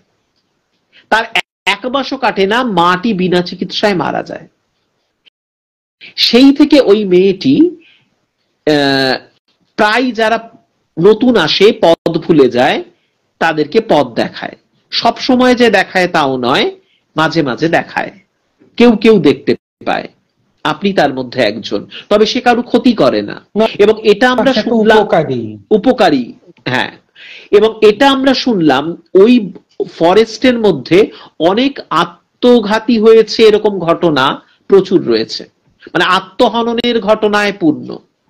ওই পাইন গাছে প্রচুর এরকম হ্যাংড হয়ে যাওয়ার ঘটনা রয়েছে। তা তখন প্রিন্সিপাল বললেন আপনার এমনি কোনো ভয়ের ব্যাপার নেই, আপনি তো ওয়াশড হয়ে গেছেন, অলরেডি চান টান করে নিয়েছেন। তবে এটা আপনাকে বলে রাখলাম, আপনি যখন এরপর কখনো কলকাতা থেকে বা বাড়ি থেকে আসবেন, দুপুর বেলা হলেও যদি দেখেন যে গাড়ি এরকম দেরি করছে, আমাদের হস্টেলের গাড়ি যাবে, যদি দেখেন গাড়ি মিস হয়ে গেছে, শিলিগুড়িতে থেকে যাবেন, পরের দিন সকালবেলা আসবেন, দুপুর করে আর আসতে যাবেন না। মানে ওখানে দুপুরটাও কিন্তু খুব একটা মানে নিরাপদ নয়। বলেন একদম সকাল সকাল চলে আসবেন, আর না হলে থেকে যাবেন সেদিনটা শিলিগুড়িতে কোথাও। এই একটা ঘটনা আমার এক বোনের থেকে আমি শুনলাম ডাউহিল নিয়ে।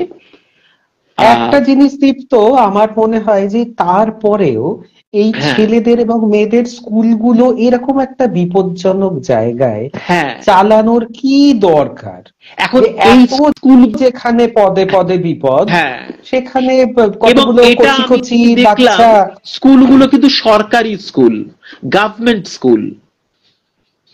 হ্যাঁ, আমার মনে হয় যে এটা, এবং স্কুলগুলো খুব পুরনো স্কুল তো, ধরো, হ্যাঁ, অনেক দিন ধরে, এবং যতদূর বুঝতে পারলাম খুব রেপুটেড স্কুল ওই জায়গার, এবং সেই হিসেবে হয়তো জানি না, এখন হয়তো বিপদের আশঙ্কা হয়তো কমও থাকতে পারে, হয়তো হন্টেড, কিন্তু হয়তো সেটা হার্মফুল নয়, না হলে বাচ্চারা পড়ছেই বা কি করে। হ্যাঁ, কারণ ওই যে জায়গাটাই যখন এরকম, মানে অতীন্দ্রিয় লোকের মতো, একেবারে একটা অন্য লোক মনে হচ্ছে জায়গাটা, একদম অন্য লোক মনে হচ্ছে, কি একদম মানে পুরো ওই কার্শিয়াং এর যে মানে কি বলবো মেইন টাউন, সেখান থেকে মনে হবে যেন কাট অফ একটা, মানে একটা আইসোলেটেড একটা আইল্যান্ড, এই জায়গাটা, যেখানে ড্রাইভাররা যেতে পর্যন্ত অস্বীকার করছে, সেখানে এত ছোট ছোট বাচ্চাদেরকে এত বিপদের মুখে ফেলার কি কারণ আমি তো বুঝতে পারছি না। মানে যেখানে এতটাই বিপদ সংকুল, একটা কিছু যদি হয়ে যায় একটা বাচ্চার তো প্রাণ চলে যাবে না, বা জীবনটা নষ্ট হয়ে যাবে। তবে কি অদ্ভুত। হ্যাঁ, বিএসএফ ক্যাম্প রয়েছে কাছেই এবং আরো সবকিছু রয়েছে, কিন্তু সবাই কিন্তু জানে যে ওই বয়েজ স্কুলটা কিন্তু মোর অর লেস হন্টেড, এবং সেটা নিয়ে যে খুব খুব চিন্তিত লোকজন সেটাও মনে হলো না। মানে এটাতে আমার মনে হয় ওরা হ্যাবিচুয়েটেড, মানে এটাতে মানে ইউজ টু, যে ওটা হন্টেড, ওটাতে কিছু যায় আসে না। হ্যাঁ, আবার গার্লস স্কুলের যেমন যিনি কেয়ারটেকার ছিলেন, উনি বলেন না কিচ্ছু হন্টেড ফন্টেড নয়, ওসব সব প্রচার, ওসব কিচ্ছু না। এখন ব্যাপারটা হচ্ছে ওনারা তো সেটা ধরো ওনাদের রেপুটেশনের কারণে বলবেনই, কিন্তু হ্যাঁ বলতেই পারেন, কিন্তু এইটা হচ্ছে ব্যাপার যে কিছু তো আছে যা রটে, না কিছু তো বটে। হ্যাঁ, এতটা যখন প্রচারিত, মানে ডাউহিল শুনলেই লোকের একটা অন্য রকমের একটা অভিব্যক্তি হয়। একদমই তাই। তো সেখানে পুরোটা তো আর বানানো হতে পারে তো কিছু হতে পারে না। আর তুমি যেটা চাক্ষুষ করলে যে কেউ চার্চের কাছে পর্যন্ত যেতে রাজি নয়, দূর থেকেও দেখতে রাজি নয়, তার মানে এটা বলছেই তারাও তো লোকালস, তাই তো? তাহলে তো সেখানে তো সত্যিই কিছু আছে, নইলে এত ভীতি কেন? একদমই তাই, এত ভীতি কেন? একদমই তাই। আচ্ছা, এবার দাদা আমি আরেকটু পাহাড়ের গল্পে যাই, মানে ডাউহিল ছাড়িয়ে এবার একটু অরুণাচলের দিকের গল্পে যাই। অরুণাচল আমি যদিও এখনো পর্যন্ত যাইনি, সবই আমার শোনা কথা, কিন্তু যারা গিয়েছেন তাদের থেকে আমার শোনা। নর্থ সিকিমের একটা ঘটনা, আমাদের বন্ধুরাও অনেকে হয়তো গেছেন, তারা আমার থেকেও ভালো বলতে পারবেন, তবু আমি যে দুটো শুনেছি আমি বলছি আর কি। লাচুং আর লাচেনের কথা আমরা সবাই জানি, নর্থ সিকিমের লাচুং এবং লাচেন, এবং লাচুং লাচেন দুটোই কিন্তু যেমন মায়াংয়ের কথা আমরা বলি ব্ল্যাক ম্যাজিকের জন্য ফেমাস, লাচুং লাচেনও নাকি তাই। লাচুং লাচেন এবং নর্থ ইস্ট সিকিমে আরেকটা আছে পেমিয়াংসি মনাস্টারি।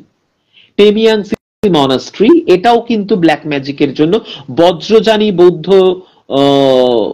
ধর্মের মানে পীঠস্থান, বজ্রযানী বৌদ্ধ ধর্ম, এবং এখানেও নাকি ব্ল্যাক ম্যাজিকের চর্চা বেশ ভালো রকমই হয়।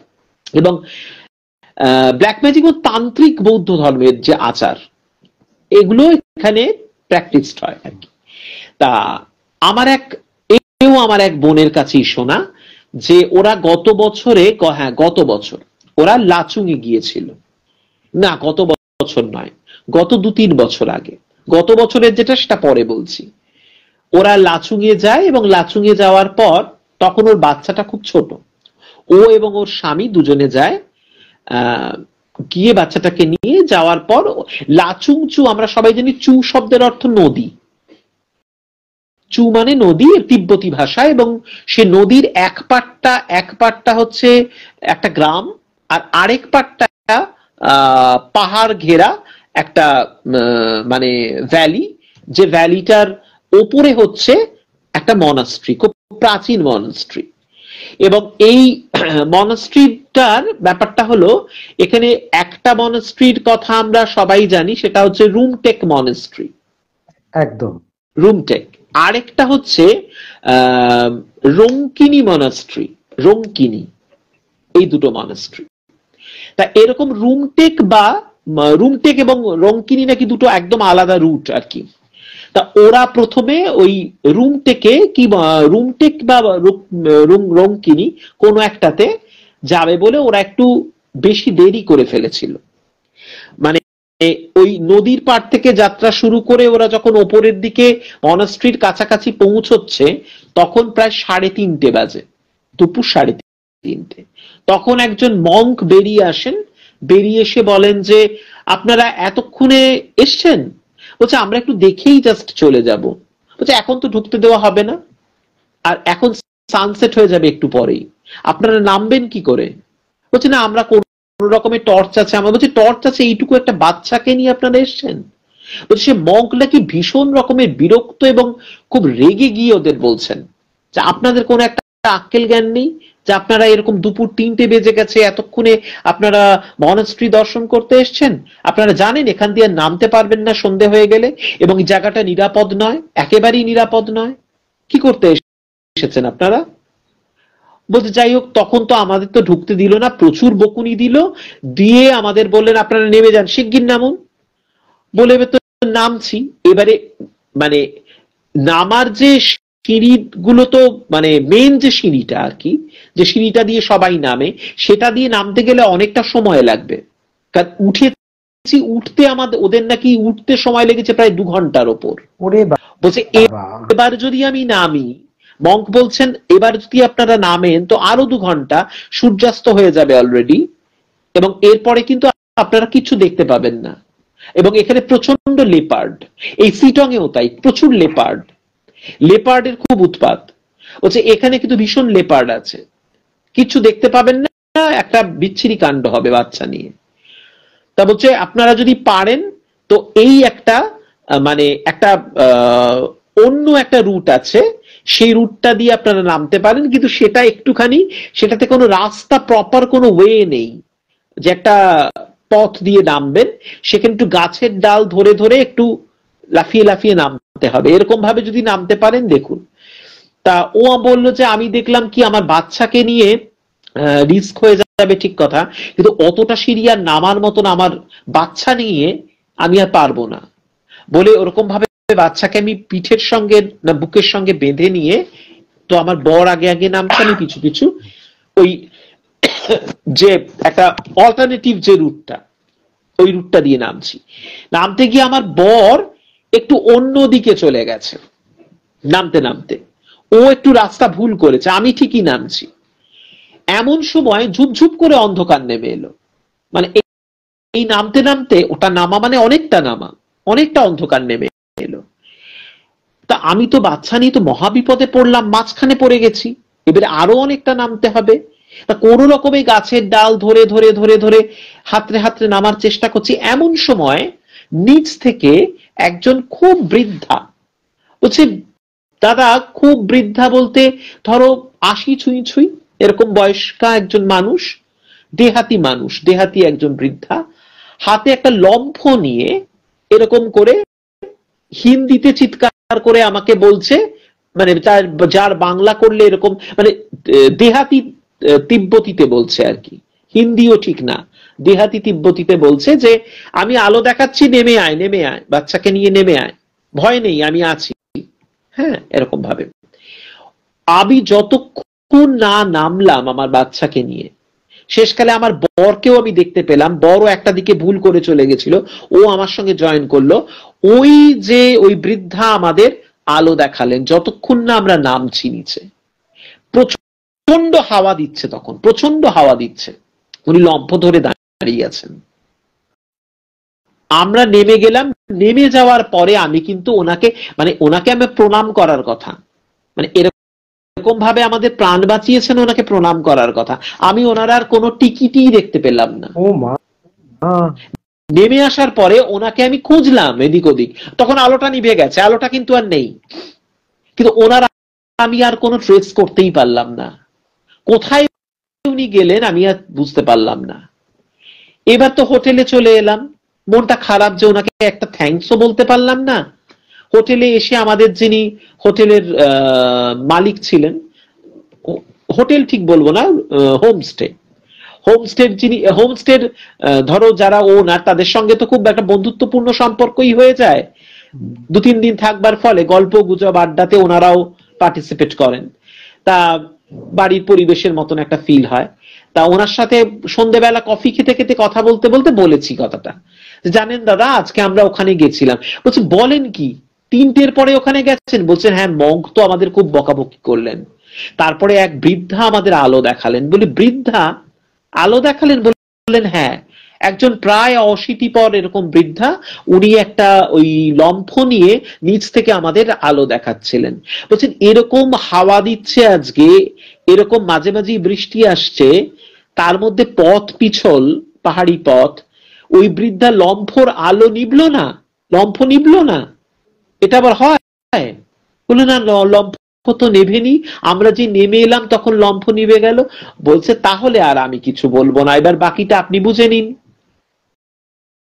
এই প্রচন্ড হাওয়াতে যেখানে একটা দেশলাই কাঠি জ্বালানো যাচ্ছে না, সেখানে লম্ফর আলোতে আপনাদের উনি নামিয়ে আনলেন এবং নেমে আসি বৃদ্ধাকে দেখতে পেলেন না। এটা তো খুব সাধারণ ঘটনা, কি আপনার বুদ্ধি কি বলেন? বলে আমাদের উপর ছেড়ে দিলেন উনি। বলছে তারপর আমরা দুজনে স্বামী স্ত্রী রাত্রিবেলা কথা বলছি যে সত্যি তো গো, এটা তো ভেবে দেখিনি, এই হাওয়ার মধ্যে ওই লম্ফ একটু নিভলো না। দ্বিতীয় কথা, ওই বৃদ্ধা গেলেন কোথায়, আর কোত্থেকেই বা এলেন হঠাৎ করে? তখন ওই হোমস্টের দাদা বলছেন যে ওই যে মঙ্ক আপনাদের সাবধান বাণী করেছিলেন না, মঙ্কই যা করবার করে দিয়েছেন। হ্যাঁ, ওনারা তো তন্ত্রবিদ্যা চর্চা করেন, তন্ত্রটা তো একটা মানে মানে কি বলবো, খুব সিদ্ধ ওনারা, কিন্তু এক অর্থে খুবই ওনারা সিদ্ধ পুরুষ। ওনারা কিন্তু উনি যা করবার করে দিয়েছেন আপনাকে, উনি আপনাকে খুব স্নেহের সঙ্গে বকেছেন। আপনি তো, আপনাকে তো ঠিকই করেছেন, বকেছেন, যে আপনি তো অন্যায় করেছেন।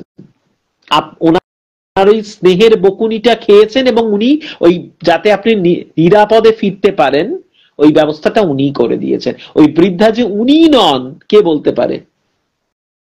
বৃদ্ধা যে উনি নন, মনে হলো যে সাক্ষাৎ মা হয়তো। হ্যাঁ, মানে ও তো মাতৃ সাধনা হয় ওখানে, একদমই তাই। মা তারাকে তো ওরা পূজা করেন, বজ্রযোগিনী তারা।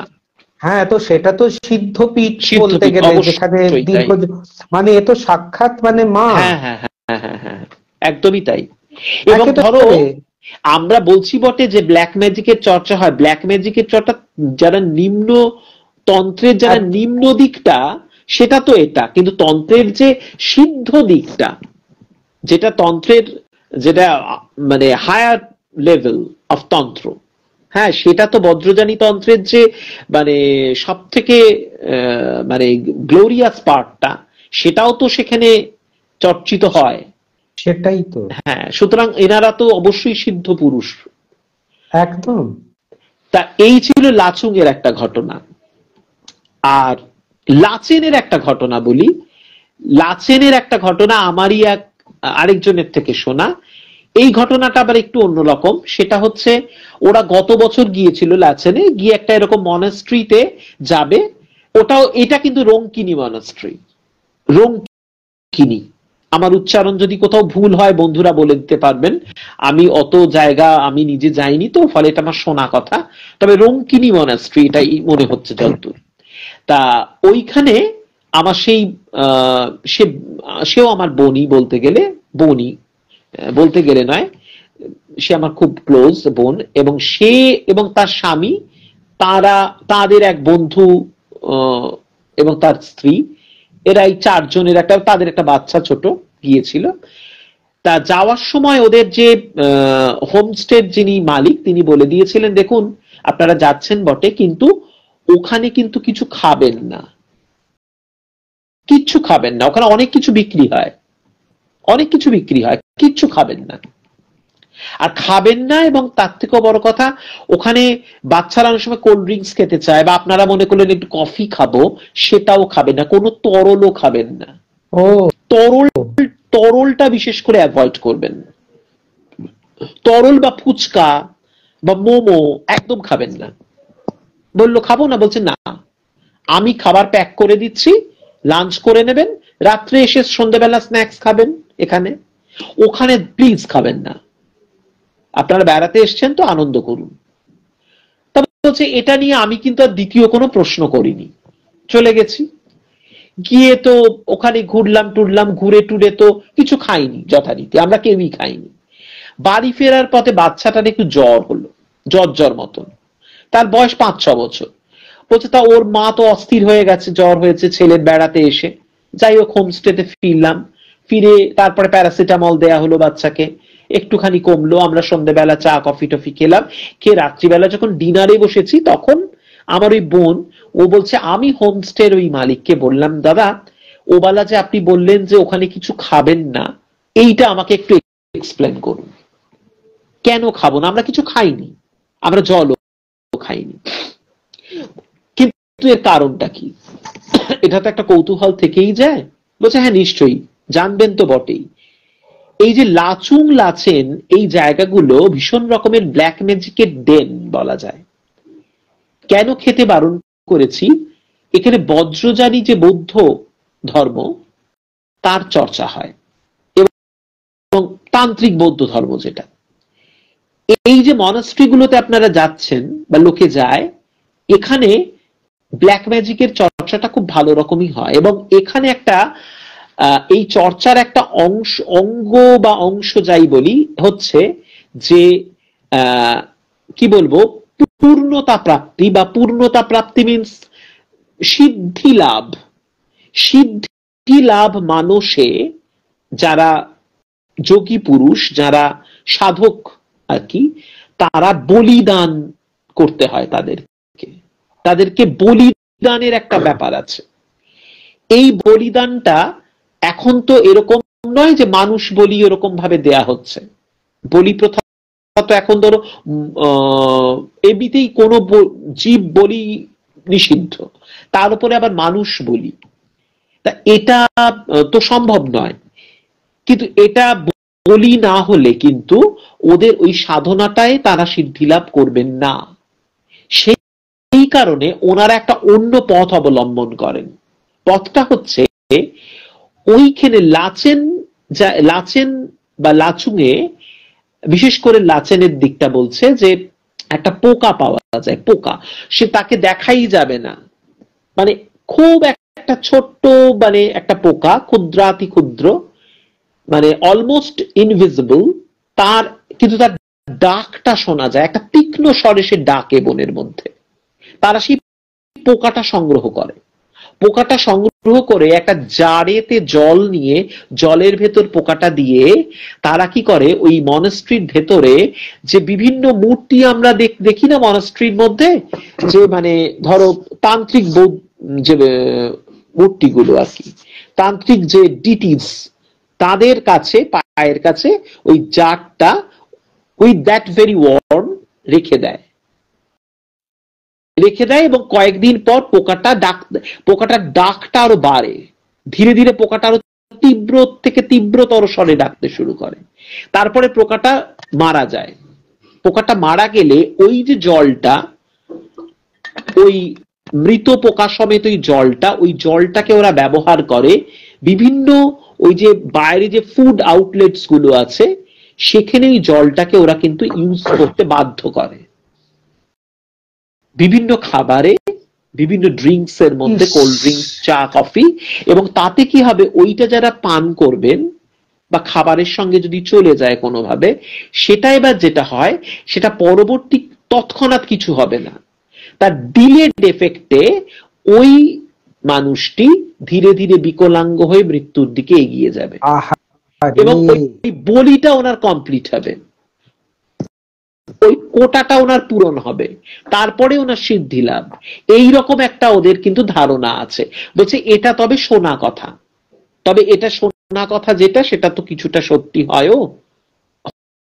হোমস্টের মালিক বলেন যে এটা সবাই এখানে, এটা অনেকেই জানে, আমি আপনাদের বললাম, আপনারা জানতে চাইছিলেন, এরকম কথা কিন্তু আমরা শুনেছি, সেই জন্য বললাম যে ওখানে কিছু জিনিস খাবেন না বা পান করবেন না, ড্রিঙ্কস বিশেষ করে। কি সাংঘাতিক! হ্যাঁ, এই জন্য নাকি ওই দিকটাতে রাত্রি 8টার পরে বেরোতে, 8টার আগে চলে আসতে হয় ঘরে। এবং ওখানে যে গ্রামগুলো আছে সেগুলো মানে প্রচন্ড রকমের ব্ল্যাক ম্যাজিকের, মানে কি বলবো, মানে পীঠস্থান। 8টার মধ্যে ঘরে চলে আসতে বলে, রাতে বেরোনোটা একদমই নিরাপদ নয়। তা এই গেল মানে, হ্যাঁ। আবার ওই যে বলছিলাম পেমিয়াংসি মনাস্ট্রির কথা, নর্থ ইস্ট সিকিমে পেমিয়াংসি মনাস্ট্রির কথাও শুনেছি আমার এই বোনের থেকেই। ওরা স্বামী স্ত্রী, ওরা প্রচুর ঘোরে, ওদের বাচ্চাকে নিয়েই ঘোরে। তা বাচ্চা এখন বড় হয়ে গেছে, এখন ক্লাস 10-এ পড়ে, যাই হোক, তা না 9-এ উঠেছে বোধহয়। এনিওয়েজ, তা ওই পেমিয়াংসি মনাস্ট্রিটা বলছে যে ওটা খুবই নাকি মানে তান্ত্রিক তুমি গুগলেও পাবে, আমি গুগলেও দেখছিলাম যে তান্ত্রিক যে ক্রিয়া তার একটা খুব গুরুত্বপূর্ণ জায়গা হচ্ছে পেমিয়াংসি মনাস্ট্রি। এই মনাস্ট্রিটা কিন্তু নর্থ ইস্ট সিকিমে হলেও গোটা আমাদের যে নর্থ ইস্ট রিজিয়নে যত মনাস্ট্রি আছে তাদেরকে কন্ট্রোল করে এই পেমিয়াংসি মনাস্ট্রি। খুবই মানে গুরুত্বপূর্ণ একটা মনাস্ট্রি। তা এখানে ওরা গিয়েছিল দর্শন করতে, বলছে ভীষণ একটা ছমছমে জায়গা, মানে ঢুকতে গেলেই কাঠের পুরো মনাস্ট্রিটা, ঢুকলেই গা ভারী হয়ে আসবে কিছুক্ষণের মধ্যে। আর বলছে অন্ধকার, ভেতরটা ঘুপছি, নিচের দিকটা যেখানে বুদ্ধদেবের মূর্তিটা রয়েছে সেটা আলোকিত জায়গা, প্রদীপ জ্বলছে। এবার সেখান থেকে যত একটু ভেতরের দিকে যাব, ওপরে উঠতে দেয় না ওরা, ওপরটায় উঠতে দেয় না, ওপরটা একদম ওটা নিষেধ, ছবি টবি কিছু তুলতে দেয় না। তা বলছে আমারই বোন বলছে আমি যখনই ভেতরে ঢুকলাম তখন দেখছি কি একটা গুনগুন গুনগুন গুনগুন একটা সমবেত কণ্ঠে মন্ত্র পাঠের আওয়াজ শুনতে পাচ্ছি, একটা মানে একটা কোরাস হচ্ছে, যেন একটা কোরাস চ্যান্ট, একটা কোরিক চ্যান্ট আর কি। সে কোরিক চ্যান্টটা ক্রমশ বাড়ছে আবার কমছে, এরকম একটা, কিন্তু কি ওয়ার্ডিংস গুলো বুঝতে পারছি না। তা আমার কিরকম একটা কৌতূহল হলো, আমি সেই শব্দটা ধরে ধরে আমি একটু ওপরে সিঁড়ি দিয়ে, তো উঠতে দেয় না, তবে খুব বেশি ভিড় ছিল না বলে আমি ধীরে ধীরে একটু ওপরে উঠবার চেষ্টা করলাম। তা উপরে যত উঠছি তত মনে হচ্ছে জায়গাটা আরো অন্ধকারতর হয়ে আসছে। তা ওপরের ওঠার পরই দেখলাম একটা কুঠুরি, ছোট ছোট দুটো তিনটে কুঠুরি, খুব অন্ধকার, মানে কি বলবো, কুপকুপে অন্ধকার যেটাকে বলে, পিচ ডার্ক এরকম। তা ভেতরে কিচ্ছু আলো টালো কিচ্ছু নেই, তা মানে চোখ সইতেই সময় লাগবে, চোখটা ওখানে মানে অ্যাডজাস্টেড হতেই যে অন্ধকারের মধ্যে।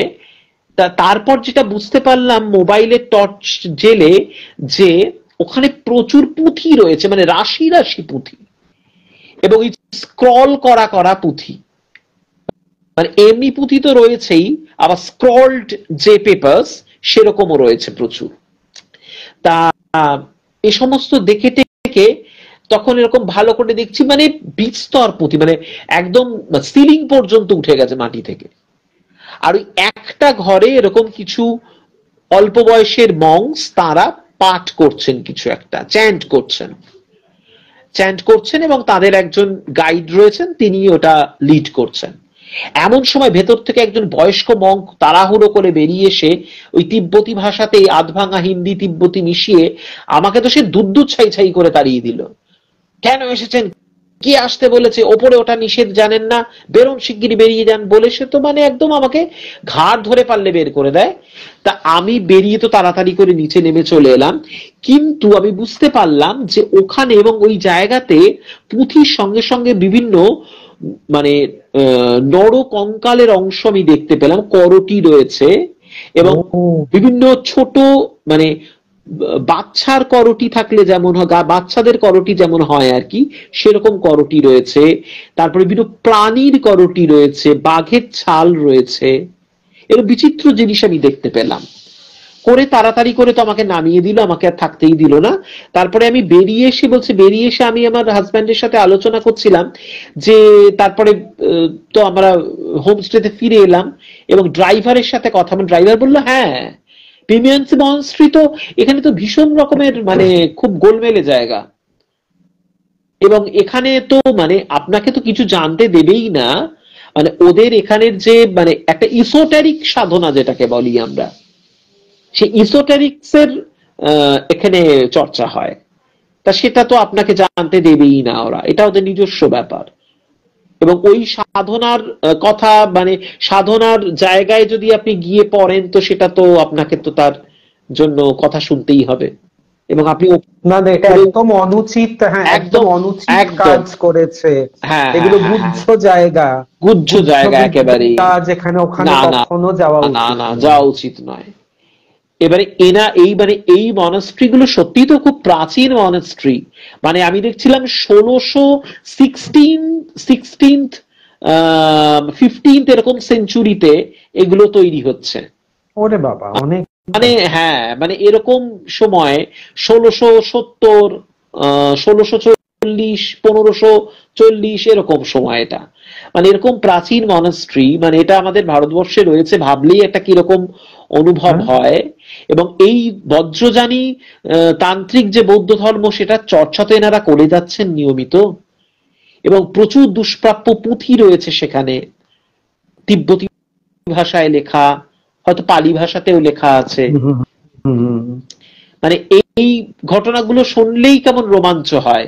মানে প্রিমিয়াংসি মনাস্ট্রির কথা শুনতে শুনতে মানে আমি যেন মনে হচ্ছে যে যেন দেখতে পাচ্ছি ওরকম একটা, মানে যদি কখনো যেতে পারবো কিনা আদৌ জানি না, তবে মানে খুব মানে একটা অন্যরকম অনুভূতি মানে এগুলোর কাছে গিয়ে দাঁড়ালেই। তা এই কিছু পাহাড়ের গল্প আজকে বললাম, তা দাদার থেকে একটু গল্প শুনি। আমি তো বললাম, তুমি একটু কিছু বলো।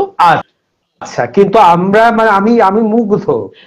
মাঝখানে অন্তর্জাল অত্যন্ত বাদরামো করলো, যেটার জন্য একটু আমাদের সবাই মনে বিঘ্ন ঘটলো বটে, একটু বিঘ্ন ঘটলো, এবং সেটা ভালো রকমই, একটু নয় ভালো রকম ঢুকতে দিচ্ছিল না।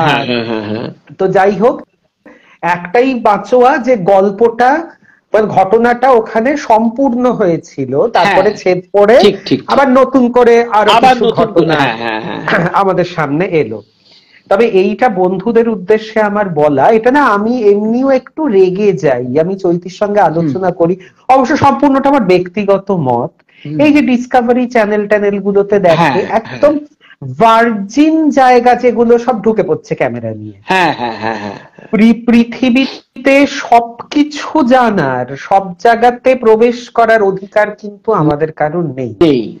মানে জানতেই হবে এমনও তো কোনো কথা নেই, এমন কোনো মানে নেই। এবং তুমি আজকে ভাবো যে ওই জায়গা থেকে কোনো লোক এসে একেবারে তোমার বেডরুম অব্দি ঢুকে পড়লো, তুমি কেমন করে থাকো, কি খাও, কি করো জানার জন্য, বা তোমার পূজা ঘরে ঢুকে গেল তোমার পূজা পদ্ধতি দেখার জন্য, তুমি তো রেগে যাবে।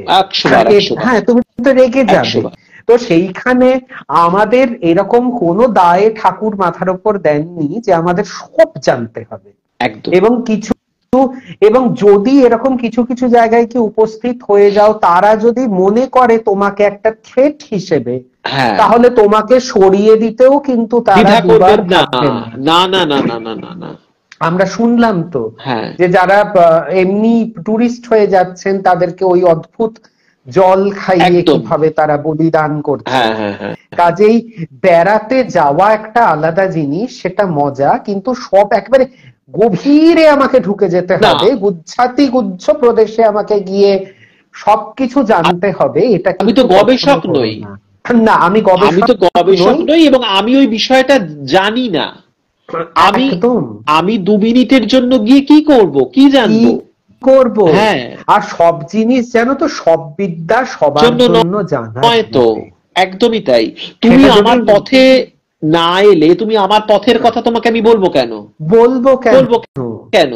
তাও তারা সেখানেও তারা আধার বিচার করেন যে এ যোগ্য কিনা, একে দেওয়া যায় কিনা সেই বিদ্যা। 100 বার।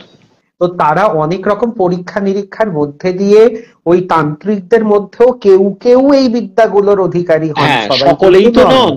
একদমই সকলে নন। না, যারা নন তারা ওই ব্ল্যাক ম্যাজিকেই সীমাবদ্ধ থাকেন একেবারে। অতএব এই দুঃসাহসগুলো না দেখানোই ভালো। আর একটা কথা আমি বারবার মনে করি, আমরা হচ্ছি সংসারী মানুষ, আমরা এত বছর জীবন কাটিয়েছি সংসার ওরিয়েন্টেড, সংসার কেন্দ্রিক আমাদের চিন্তা ভাবনা, এবং আমরা যে কাজই করি আমাদের সংসারের মঙ্গলের জন্য করি, সে অর্থ উপার্জনই হোক, পূজা আশ্রয়ই হোক, আমরা আমাদের সংসারের মঙ্গলের জন্য করি। কাজেই অ্যাডভেঞ্চারের নেশায়, রোমাঞ্চের নেশায় এমন কিছু করে বসো না যাতে আমাদের সেই সংসারটা কিন্তু ছারখার হয়ে যেতে পারে, সেটা করো না।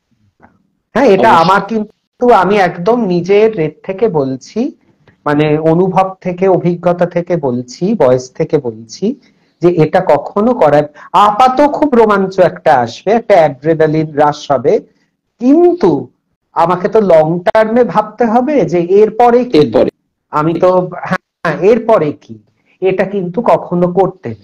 এখানে একটা ছোট্ট কাহিনী আমি হয়তো আগেও বলেছি, কিন্তু আমার মনে পড়ে গেল এই বান চালনার জায়গাটা থেকে, যে এক ভদ্রলোক ওই উত্তর কলকাতার একজনের সঙ্গে তিনি যেতেন, প্রায় ওই ঘাট ফাট গুলোতে যেতেন পেতেন, যেরকম হতো গঙ্গা স্নান করতে যাওয়া বা হাওয়া খেতে যাওয়া বিকেলে, যেরকম ছিল, প্রাচীন গল্প।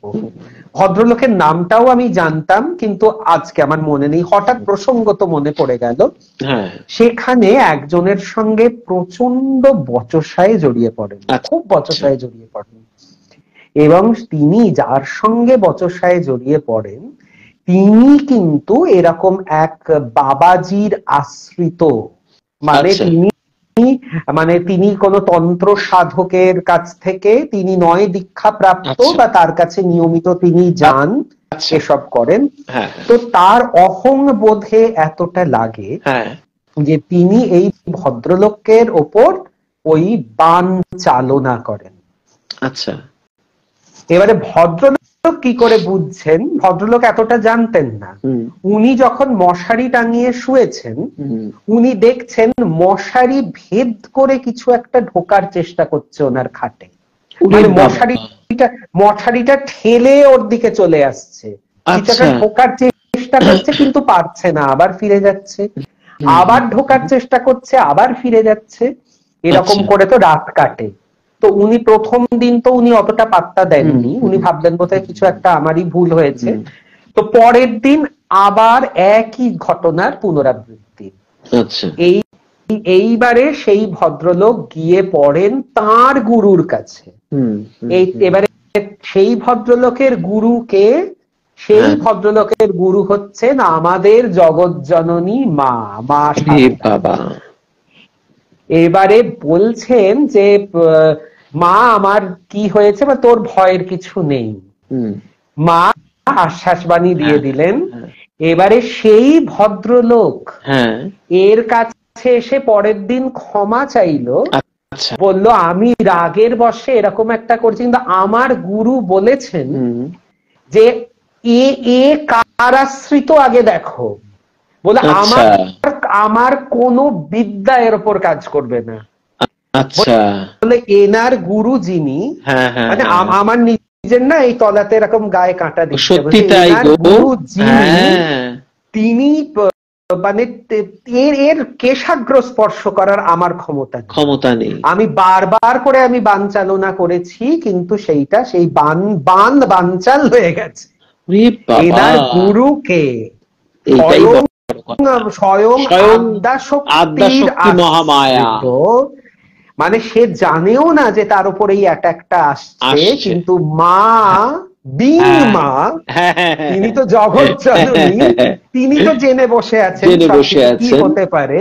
এবারে তিনি তো তার দায়িত্ব নিয়ে নিয়েছেন। এ ভদ্রলোক জানেনও না যে তার উপরে এত বড় ক্রিয়া হয়েছে। এবং পরের দিন সে লোক এসে তার পায়ে পড়ে বলছেন যে আমার গুরু বলেছেন তুই ওর কাছে ক্ষমা চাইবি, কারণ আমি নইলে ধ্বংস হয়ে যাব, মানে আমি যে যা করেছি, ওনার গুরুর কাছে আমার বিদ্যা কিচ্ছু না, উনি কে সেটা দেখ, উনি কে।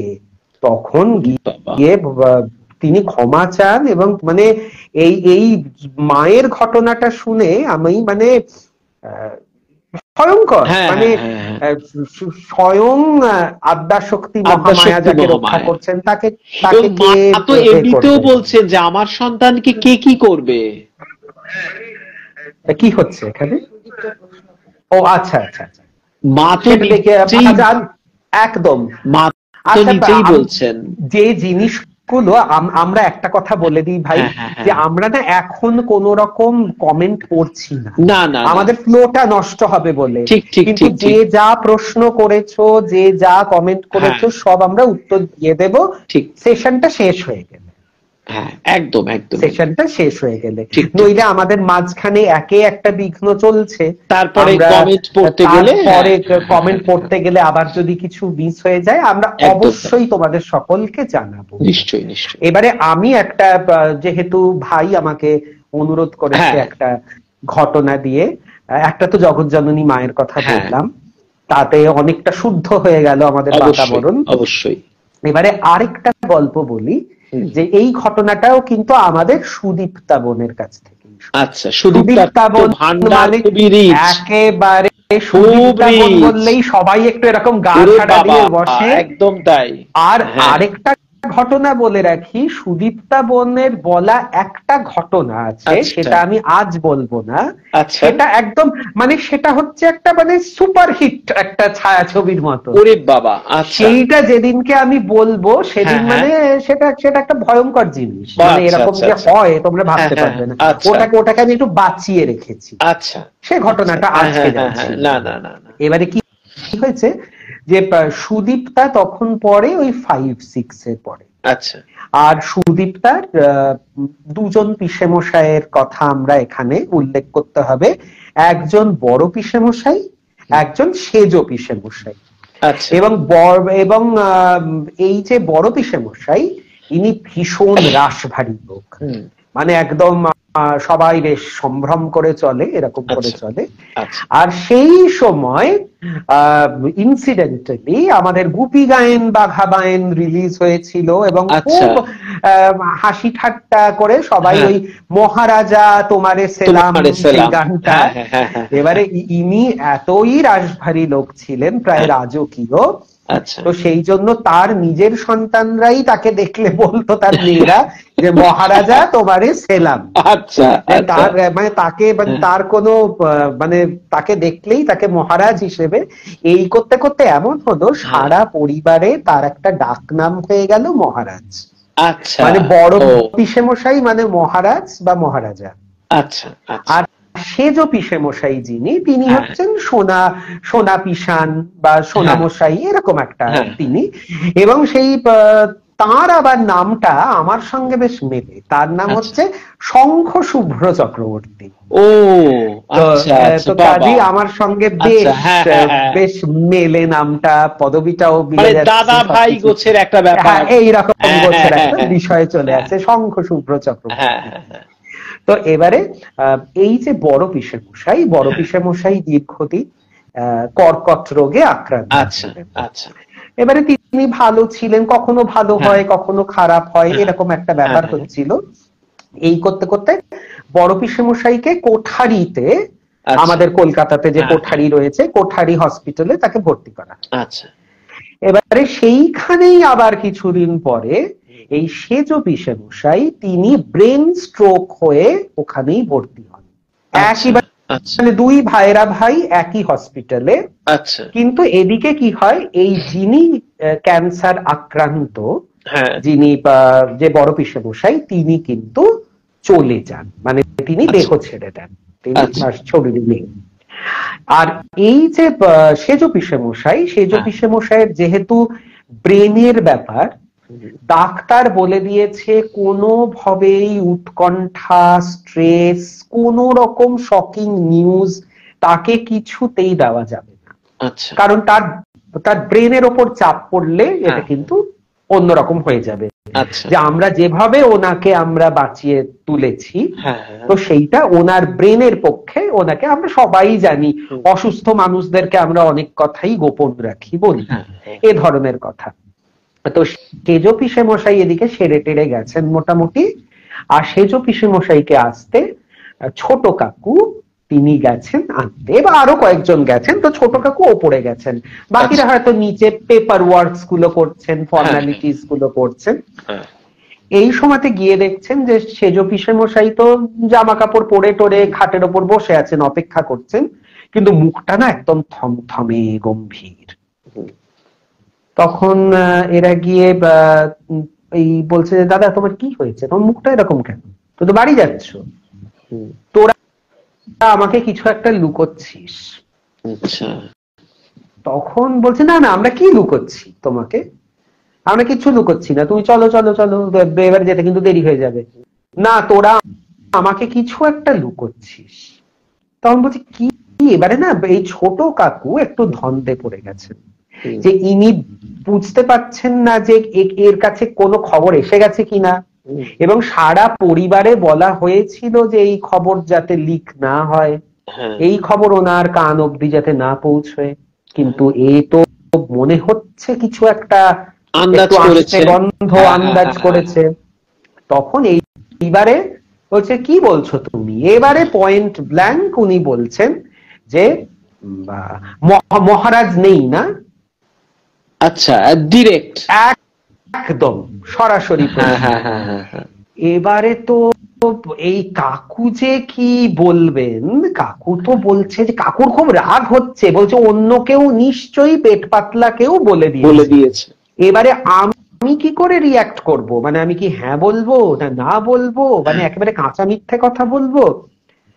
ও না গুলিয়ে টুলিয়ে গিয়ে বলছে যে না তুমি কি বলছো আমি বুঝতে পারছি না বলে, তারপরে বলছে এই চলো চলো চলো নিচে, কিন্তু আর বেশিক্ষণ অকুপাই করে রাখতে দেবে না এসব, মানে এটাকে ঘুরিয়ে এ করছে। তখন বলছে না তোরা আমাকে লুকোচ্ছিস, মহারাজ চলে গেছে, আমাকে সুবীর দেখতে এসেছিল, সুবীর দেখতে এসে আমাকে বলল যে প্রথমে তো জিজ্ঞেস করলো কেমন আছো, কি করছো, এরকম তুমি সুস্থ হচ্ছ আস্তে আস্তে, আচ্ছা বাড়িতে যাও, কিন্তু এরকম জানো তো মহারাজ কিন্তু আর নেই। এইবারে ছোট কাকার একটু নড়ে চড়ে বসার কথা। এই সুবীর বাবু আসলে হচ্ছেন আমাদের সুদীপ্তার বাবা কাকু, এবং কাকু কিন্তু তার বেশ কয়েক মাস আগে নিজেই গত হয়েছে। আচ্ছা, ও, আর সেজ পিসেমশাই দাবি করছেন যে সুবীর তো আমার সঙ্গে, মানে তার শালাবাবু তার সঙ্গে দেখা করতে এসেছিল সে অসুস্থ বলে, এবং তাকে জিজ্ঞেস করেছে তুমি কেমন আছো কি করছো, দিয়ে বলেছে শুনেছো তো এ কিন্তু মহারাজ কিন্তু চলে গেছে। তখন বলে আমি বলেছি, সেজ পিসেমশাই বলছেন আমি বলেছি আমাকে একবার মহারাজকে দেখতে দিল না কেউ, আমি একটু বলতে আমি দেখবো। তখন সুবীর বলেছে মহারাজের কাছে তোমাকে নিয়ে যাব আমি, কিন্তু তুমি বাড়িতে যাও, দুটো দিন বিশ্রাম করো, খাও দাও, দিদির কাছে যাও, তারপরে আমি সময় মতো তোমাকে মহারাজের কাছে নিয়ে যাব। ওরে বাবা! এবারে এই কথাটা শুনে এই যে ছোট কাকু তো যাকে বলে পুরো স্তব্ধবাক, তিনি তখন বলছেন যে আমি না ওই চলো চলো চলো চলো দেরি হয়ে যাচ্ছে, হ্যাঁ আসছি, এসব বলে টলে আর কি তাকে নিয়ে কোনো রকমে গেছে। যে বাড়িতে গিয়ে তো দিদিদের কাছে বলছে যে এই রকম কথা তো বলছে। তখন বলছে যে ওনার ব্রেনে তো ব্রেনটাই তো আক্রান্ত হয়েছে, বলছে ওনার কি তাতে কিছু স্মৃতি বিভ্রম হয়েছে, যে সুবীর যে নেই সেটা কি উনি ভুলে গেছেন, বা উনি হয়তো পুরোটাই ইমাজিন করেছেন, কল্পনার মধ্যে হয়েছে গোটা ঘটনাটা। আর এদিকে তো সেজো মাসি হাউমাউ করে কান্না, যে বড় মাসিকে জড়িয়ে ধরে যে দিদি ভাই বলেছে যে নিয়ে যাবে মহারাজের কাছে ওকে। তখন এদিকে তো বড় পিসি বোঝাচ্ছেন যে না না না তুই ওসব বলিস না, আসলে জানিস তো ব্রেনের ব্যাপার তো, কি সব গুলিয়ে টুলিয়ে গেছে, তালগোল পাকিয়ে গেছে, অনেকটা উনি কল্পনা করেছেন, কিন্তু সবার মন নেই একটা কাঁটা বিঁধে আছে যে এই যে মহারাজ চলে গেছেন এই কথাটা জানলো কি করে, এই কথাটা তো ভুল নয়, এই কথাটা কি করে বলছে। এবং তিনি এটাও বলছেন যে আমাকে বলেছে যে তুমি দুটো দিন যাও, বাড়িতে থাকো, দিদির সঙ্গে দেখা টাকা করো, তারপরে আমি তোমাকে নিয়ে যাব মহারাজের কাছে। এবং বিশ্বাস করবে না, ঠিক ওই দুদিনই তিনি বাড়িতে ছিলেন, ভালো ছিলেন। থার্ড দিনে তার আবার স্ট্রোক হয় এবং তিনি দেহ ছেড়ে দেন। ওরে বাবা! আচ্ছা আচ্ছা আচ্ছা। ওই যে দুদিন থাকো, আমরা যে দুদিন থাকা বলতে একটা মোটামুটি সময় বুঝি, এটা কিন্তু সেরকম দুদিন, মানে লিটারালি দুদিন থাকো, তুমি দিদির সঙ্গে দেখা করো, বিশ্রাম নাও, এই বলে থেকে ঠিক আবার ওনার সেই স্ট্রোক হলো এবং উনি চলে গেলেন। তাতে হয়তো কাকু এসেই তাকে নিয়ে গেলেন মহারাজের সঙ্গে দেখা করাতে, যেরকম তিনি প্রতিশ্রুতি দিয়েছিলেন। আচ্ছা, তো এই ঘটনাকে কিভাবে আমরা ব্যাখ্যা করব বলো? একেবারে সুদীপ্তা বোন উপস্থিত আছো, যদি আমার কোথাও ভুল হয়ে থাকে তথ্যে তুমি বলে দাও। কিন্তু আমি যতদূর আমি লিখে নিয়েছি অদ্ভুত ঘটনা, একদম অদ্ভুত ঘটনা। এই যে বলে আমাদের পরিচিত মানুষ আমাদেরকে নিতে আসে, আমাদেরকে নিয়ে যান সঙ্গে করে। তো এই যে ক্রস ওভার যেটা বলা হয় যে সেটা, এবং একটা অদ্ভুত তথ্য আমি পেলাম, যখন মানুষের ক্রস ওভার হয়, মানে এই জগৎ থেকে আমি ওই জগতে যাচ্ছি, এই তথ্যটা একদম, এই তথ্যটা খুব অদ্ভুত পেলাম। সে কিন্তু তার ইচ্ছে মতো বয়সে যেতে পারে, মানে সেই বয়সের চেহারা নিয়ে। ও, মানে জানো তো, কোনো ৮০ বছরের বৃদ্ধ হয়তো এই ক্রস ওভারটা হচ্ছে, কিন্তু তিনি যদি চান তিনি ২৫ বছরের চেহারাটা নিয়ে তিনি ক্রস করতে পারেন। আচ্ছা, ও, এইটা কিন্তু এইটা আমি একটা পেয়েছি। এর উপরে একটা গল্পও আছে, আমি সেইটা আরেকদিন বলবো, বড় গল্প সেটা, বিদেশি গল্প। কিন্তু এই ক্রস ওভার যেটা ছিল তাতে নাকি আমরা যে কোনো সময়ের যে কোনো দেহটা নিয়ে, সেই অবয়বটা নিয়ে আমরা চলে যেতে পারি। কেউ শিশু হয়েও যেতে পারে, শিশু হয়েও যেতে পারে। এটার একটা কোথাও ইঙ্গিত বোধহয় দেবযানে ছিল। দেবযানটা তো একটা অদ্ভুত, আমি ভাবি যে আর একমাত্র বই যেটা কিনা আমরা বলবো ফিকশন আমাদের মতে, কিন্তু যেটা রামকৃষ্ণ মিশন পর্যন্ত রাখেন তাদের, মানে দেবযানকে কিন্তু সাংঘাতিক। এবং আমি অবাক হই যে আমাদের বিভূতিভূষণ বাবু কি করে জানলেন এই পরপারের এই রহস্য। এটা শুধু বই পড়ে হয় না, এটা তারা বই পড়ে হয় না, এটা ইমাজিনেশনটাও শুধু ইমাজিনেশনেও হয় না, এটার জন্য একটা সাধনা লাগে। এটা ওনার ছিল একদম, এবং এটা খুব গুহ্য ব্যাপার আমার মনে হয়। এটা ওনার ছিল যেটা প্রকাশিত নয়, অনেকেই জানে না, কিন্তু আমার ধারণা এটা যে ওনার একটা কোথাও গোপন সাধনা ছিল, না হলে উনি এত কথা বুঝতে পারতেন না। এবং বিভূতিভূষণের নিজের সারা জীবনটাই তো একটা মানে রহস্যময় জীবন। তো তার মানে উনি কিন্তু স্ত্রীকে উনি বলে যাচ্ছেন মৃত্যুকালে যে দেবযান রইল, আমি চলে যাচ্ছি, তাতে কি আছে। মানে এটা যে কত বললেন না, কিন্তু পথের পাঁচালী রইল, আরণ্যক রইল, হলো দেবযান তো রইল। মানে আমি একদম, আমি যখন দেবযান পড়েছি তখন আমার এত জ্ঞান ছিল না, আমি ওটাকে একটা গল্প হিসেবে পড়েছি। কিন্তু আমি যখন পরবর্তীকালে আবার পড়লে, এসব প্যারানর্মাল জিনিসগুলো যখন আমি জানি এবারে, যখন আমি আবার ওটাকে রিভিজিট করছি, ওটাকে আবার পড়ছি, আমি দেখছি ও মা, এ তো মানে একদম সম্পূর্ণ ওটারই গল্পের রূপ। একদমই তাই।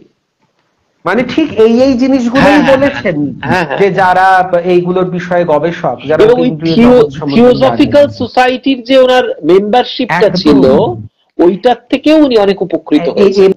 এবং দেখো দীপ্ত, এটা আমাদের সেই সময়ে আমাদের অনেক আমাদের মান্যগণ্য মানুষেরা কিন্তু ওই থিওসফির চর্চা করতেন। একদম একদম। এবং সেটা কিন্তু মানে সেটাকে কিন্তু কখনো পিছিয়ে পড়া, কুসংস্কারাচ্ছন্ন ব্যাপার বলে নয়। এবং আরেকটা কথা তোমাদেরকে বলি, যে আমাদের অনেক কিন্তু সিক্রেট অর্গানাইজেশনস আছে, ভালো এবং মন্দ, যারা পৃথিবীর বিভিন্ন প্রান্তে বিভিন্ন মানুষ নিয়ে তারা কাজ করেন।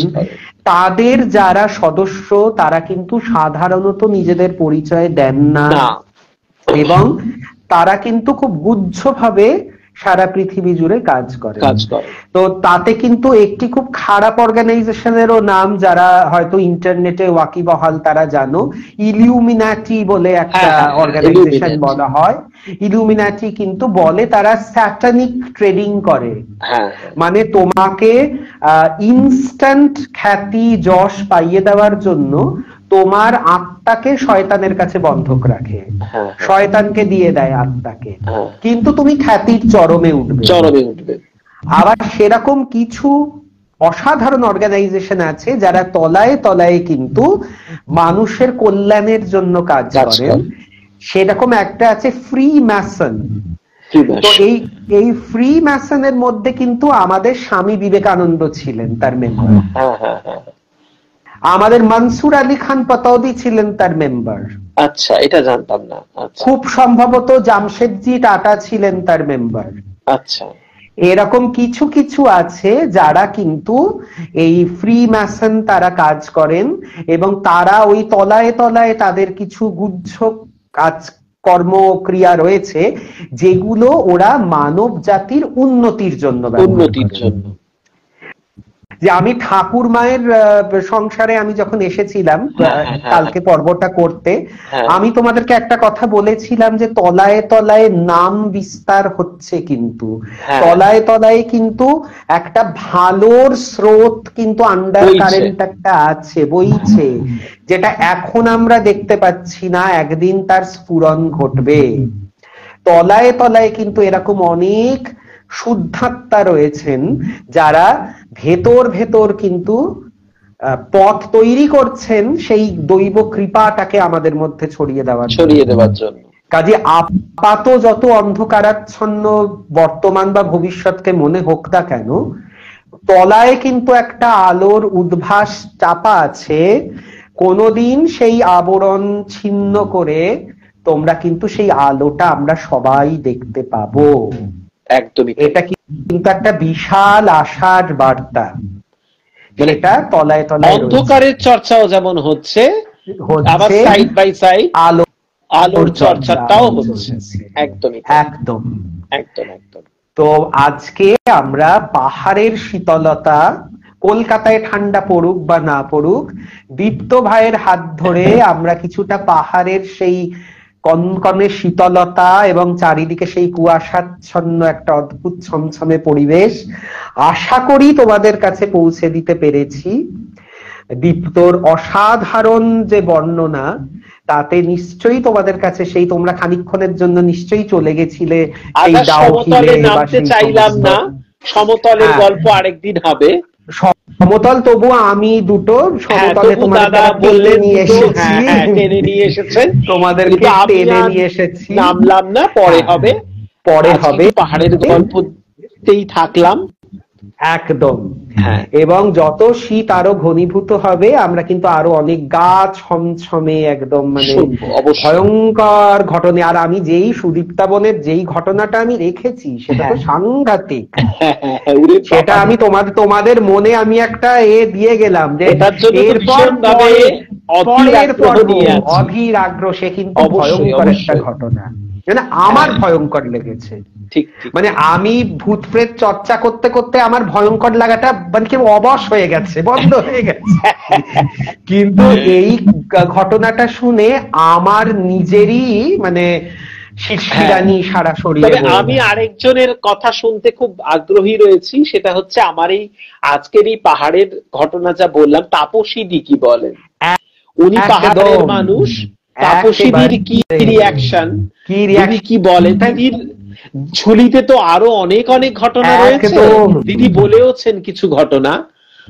আমরা খুব আরো একবার দুঃখ প্রকাশ করছি যে আমরা কিন্তু ইন্টারনেটের ভয়ে আর তোমাদের কমেন্ট গুলো পড়িনি চলাকালীন, কিন্তু আমি দীপ্ত দুজনেই আমরা পড়বো এবং তোমাদের যথাযথ উত্তর দেব।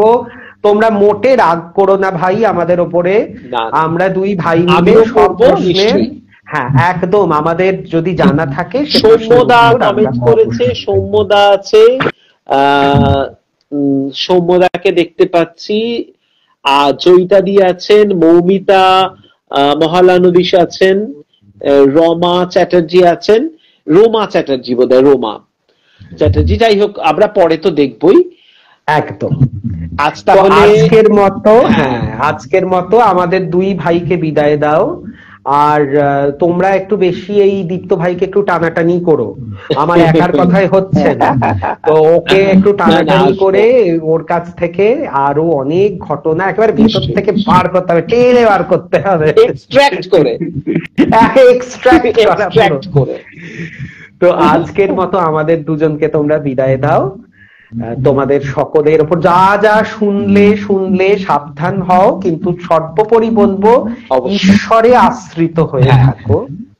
ঠাকুরকে স্মরণ করো, যে যাতে বিশ্বাসী, একদম তাই, যে যাতে বিশ্বাসী। মা যেরকম দায়িত্ব নিয়ে নেন সেরকম তার দায়িত্বে চলে যাও, দেখবে কোনো কিছুই তোমাদেরকে স্পর্শ করতে পারছে না। একদমই তাই। তো আজকের মতো তোমাদের কাছ থেকে বিদায় নিই। তোমাদের দুই বন্ধু সোমশুভ্র এবং দীপ্ত, দুই ভাই, শুভরাত্রি। শুভরাত্রি আমার দিক থেকেও। সকলে ভালো থাকুন এবং আবার আসবো, আমি কথা দিলাম, দাদাকে কথা দিচ্ছি আর আপনাদের সবাইকে কথা দিচ্ছি, আবার আসবো, আবার গল্প নিয়ে আসবো অনেক অনেক, তখন আবার কথা হবে। আচ্ছা, তাহলে আজকের মতো বিদায় নিলাম। বেশ।